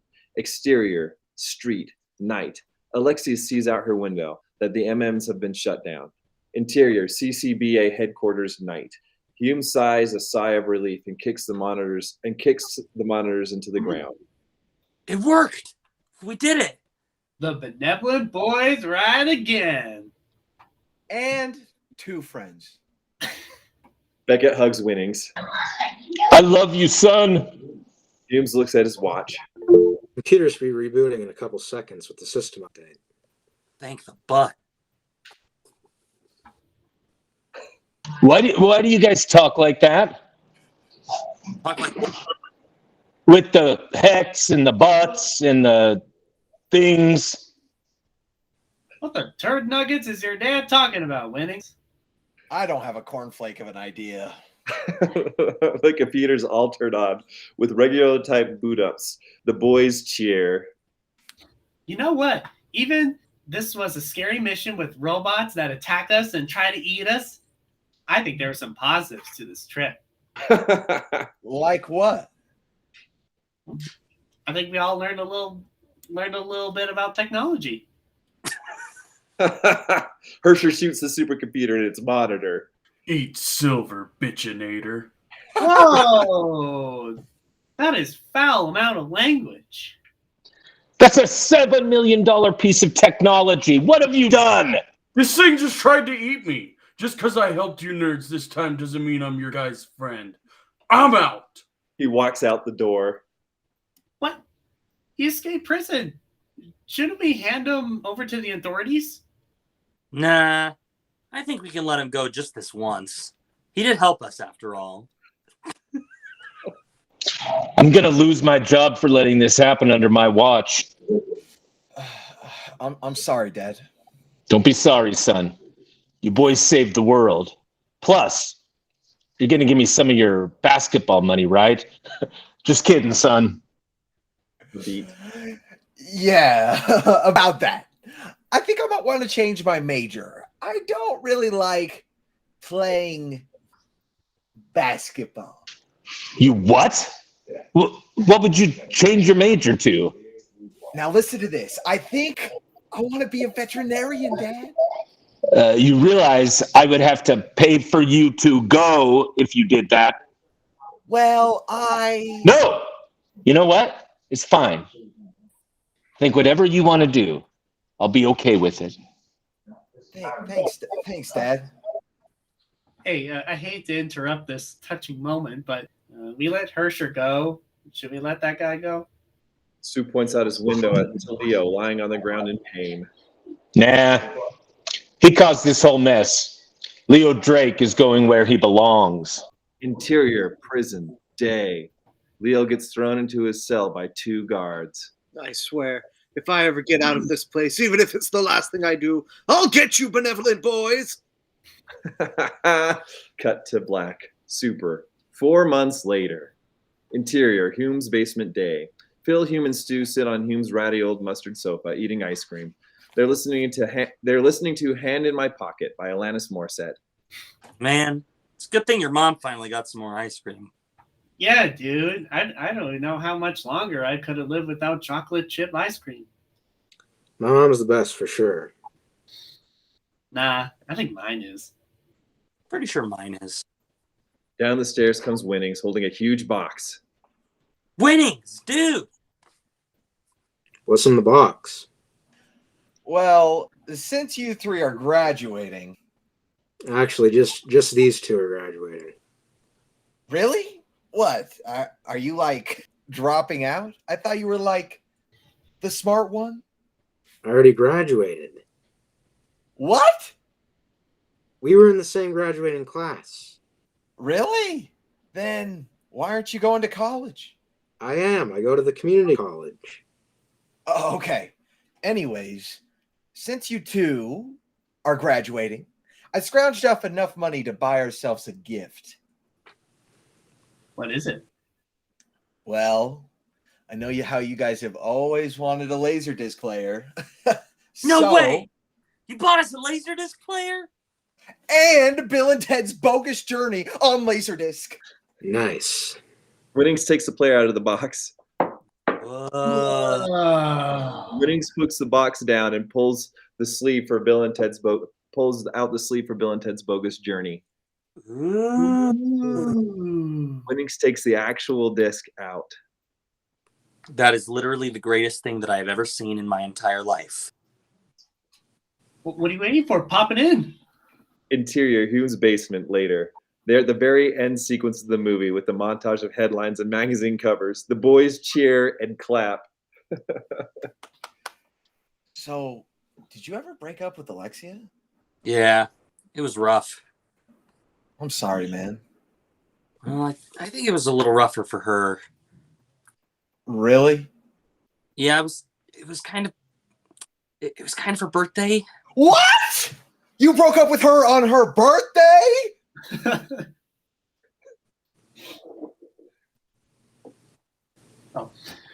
Who broke up with who's on whose birthday? Phil broke up with Alexia on her birthday.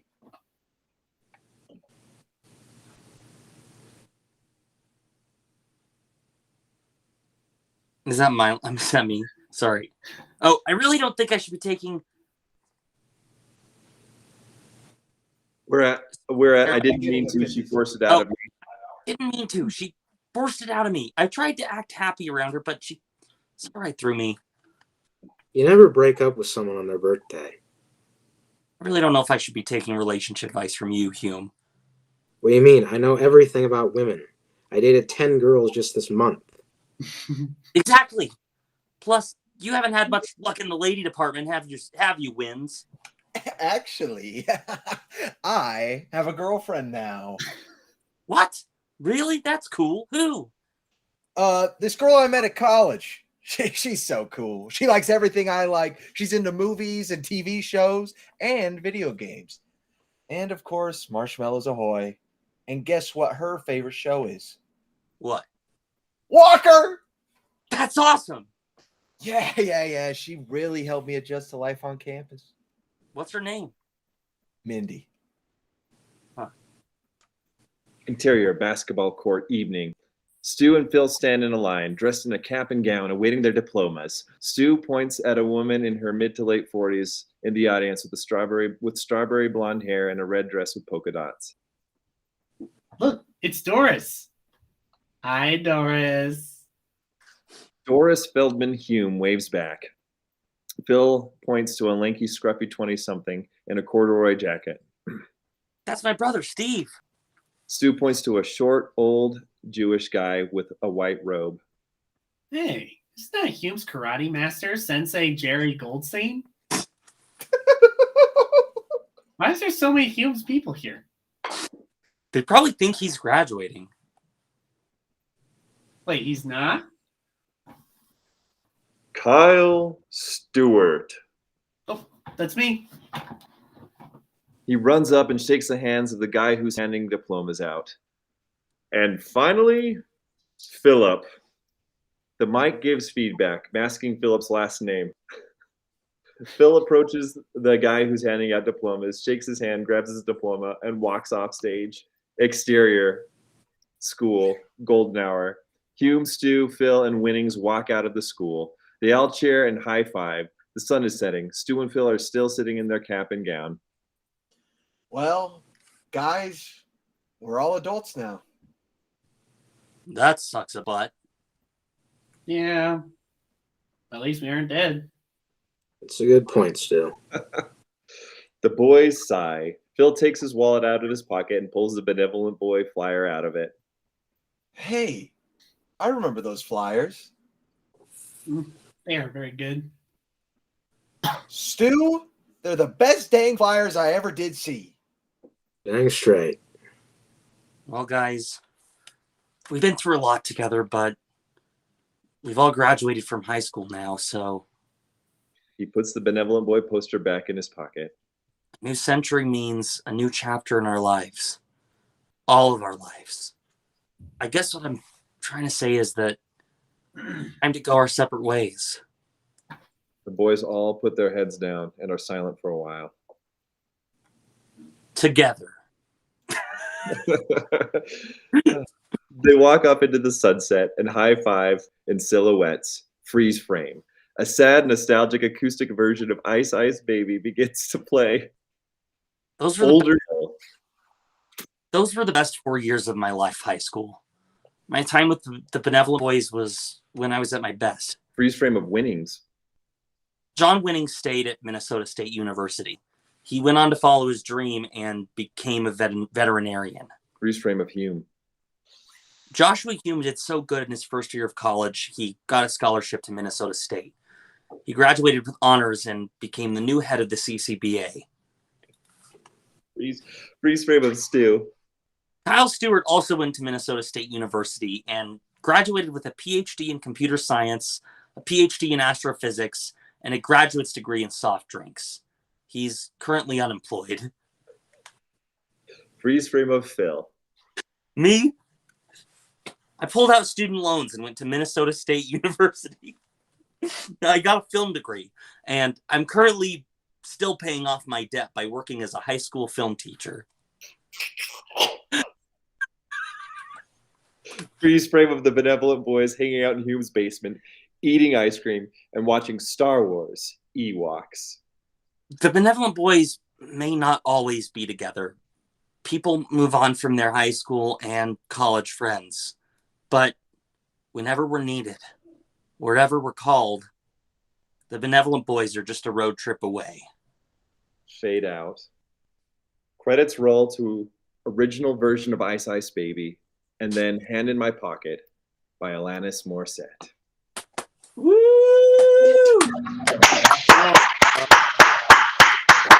Oh, that was so good. That makes me so happy. And I thank you everybody for participating. Then Kirby, I just have to say, rereading it, that script is dope. It holds up. And you were 15 when you wrote it? Yeah. 14? Yeah, 15. I guess I was 14. I don't know how old I am. Well, you wrote a really fun and cohesive feature-length film when you were 14 years old, so that's so good. Here's what I would change if I was going to go back. All right. I would cut a little bit of the dialogue in the end there, because it just goes on a little too long in the basement scene. I did Alexia so bad in the script. Like she clearly is such a full person who loves math and everything, and in the movie, and then in this script she just wants to make out with Phil for some reason. So I would definitely do something different with the Alexia storyline, but everything else holds up pretty well. I thought it's silly, but I like it. So fun. And like the reveal of Beckett being the father, and like Al Hersher becoming one who has to team up. Classic villain having to team up to save the day, and it's so good. With the good guys. It's good script. So good. Lovely references to my high school years, and even though when I was doing the high school thing, you were but a wee babe, so that's so good. Spencer says it feels like it both honors and pokes fun at the original, and I love that. I love when sequels can do that. Gremlins 2. So good. Let's go, Gremlins 2. Gremlins 2 is a masterpiece. Yeah, Gremlins 2. Yeah, it does the same thing. Well, everybody, thank you so much for attending. I don't know if Ian, are you still around? I just want to mention before we sign off that Ian went on and began writing a third film. And I read a very early draft of that, and it was beautiful. And I can't wait. Ian, I can't wait to see more of that. And maybe one day we'll be able to do a script read of that script. But would you be willing to give us like a very brief synopsis of what number 3 is, Ian? If you will, that's okay. I still don't really know what it's about. I have a very basic. I guess you could call it a premise. It's not really a synopsis. Originally, it was going to be about the Star Wars sequel trilogy. That was going to be the main focus, was the sort of resurgence of Star Wars in the modern era, even though it was here in the 2000s, which is still modern, but you get what I'm saying. Yeah. So the sequel would be like 15 years after Kirby's, 2015. Yeah, I love that. But I still don't really know what it's about necessarily. That's just the kernel of the idea, I guess. That's about as far as I've gotten with that. I think it's such a beautiful kernel, and I think it would be so fun to explore where the boys are 15 years later. They're now in their 30s, and Star Wars is coming out again, and this is such an important part of who they are. And just to see them as they are at their lives at that stage, and as they grapple with this trilogy coming out again, it's the most beautiful idea. So I look forward to it. As long as Chewbacca gets his own trilogy. the Chewbacca spin-off trilogy. Oh, everybody. Oh, sorry, Kirby. What were you gonna say? I just said I'd watch it. The Chewbacca spin-off trilogy. With no dialogue. It all takes place on Kashyyyk. It's just like the Christmas special. Holiday special, yeah, that would be so good. Oh, well, everyone, thank you so much. This did my heart a million, billion, zillion points of good. And I just loved seeing all of you, hearing all of you, chatting with all of you in this cool chat box. And I absolutely enjoyed this evening so much.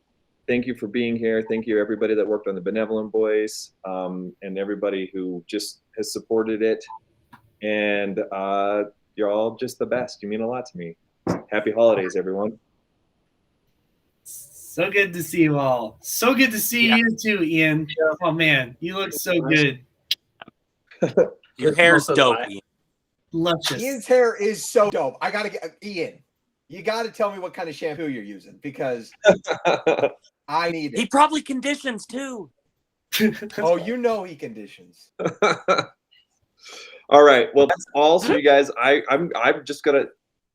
I'll wrap things up. You're free to say bye to each other and take off. Awesome. Thanks so much. Thank you so much. I love you, Will. Thank you. Love you, Will. Thank you. Thanks. This is my wife. Some of you have had a chance to meet her because we got married during the pandemic. So, boop. Hi. Hi. Thanks, honey. Her name's Zell. She's way awesome. All right. Good night, y'all. Oh, my head was not in that at all. Nice. This is what she looks like. That's her face. See you guys later.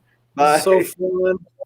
Have a good night. Happy holidays. Happy holidays, y'all.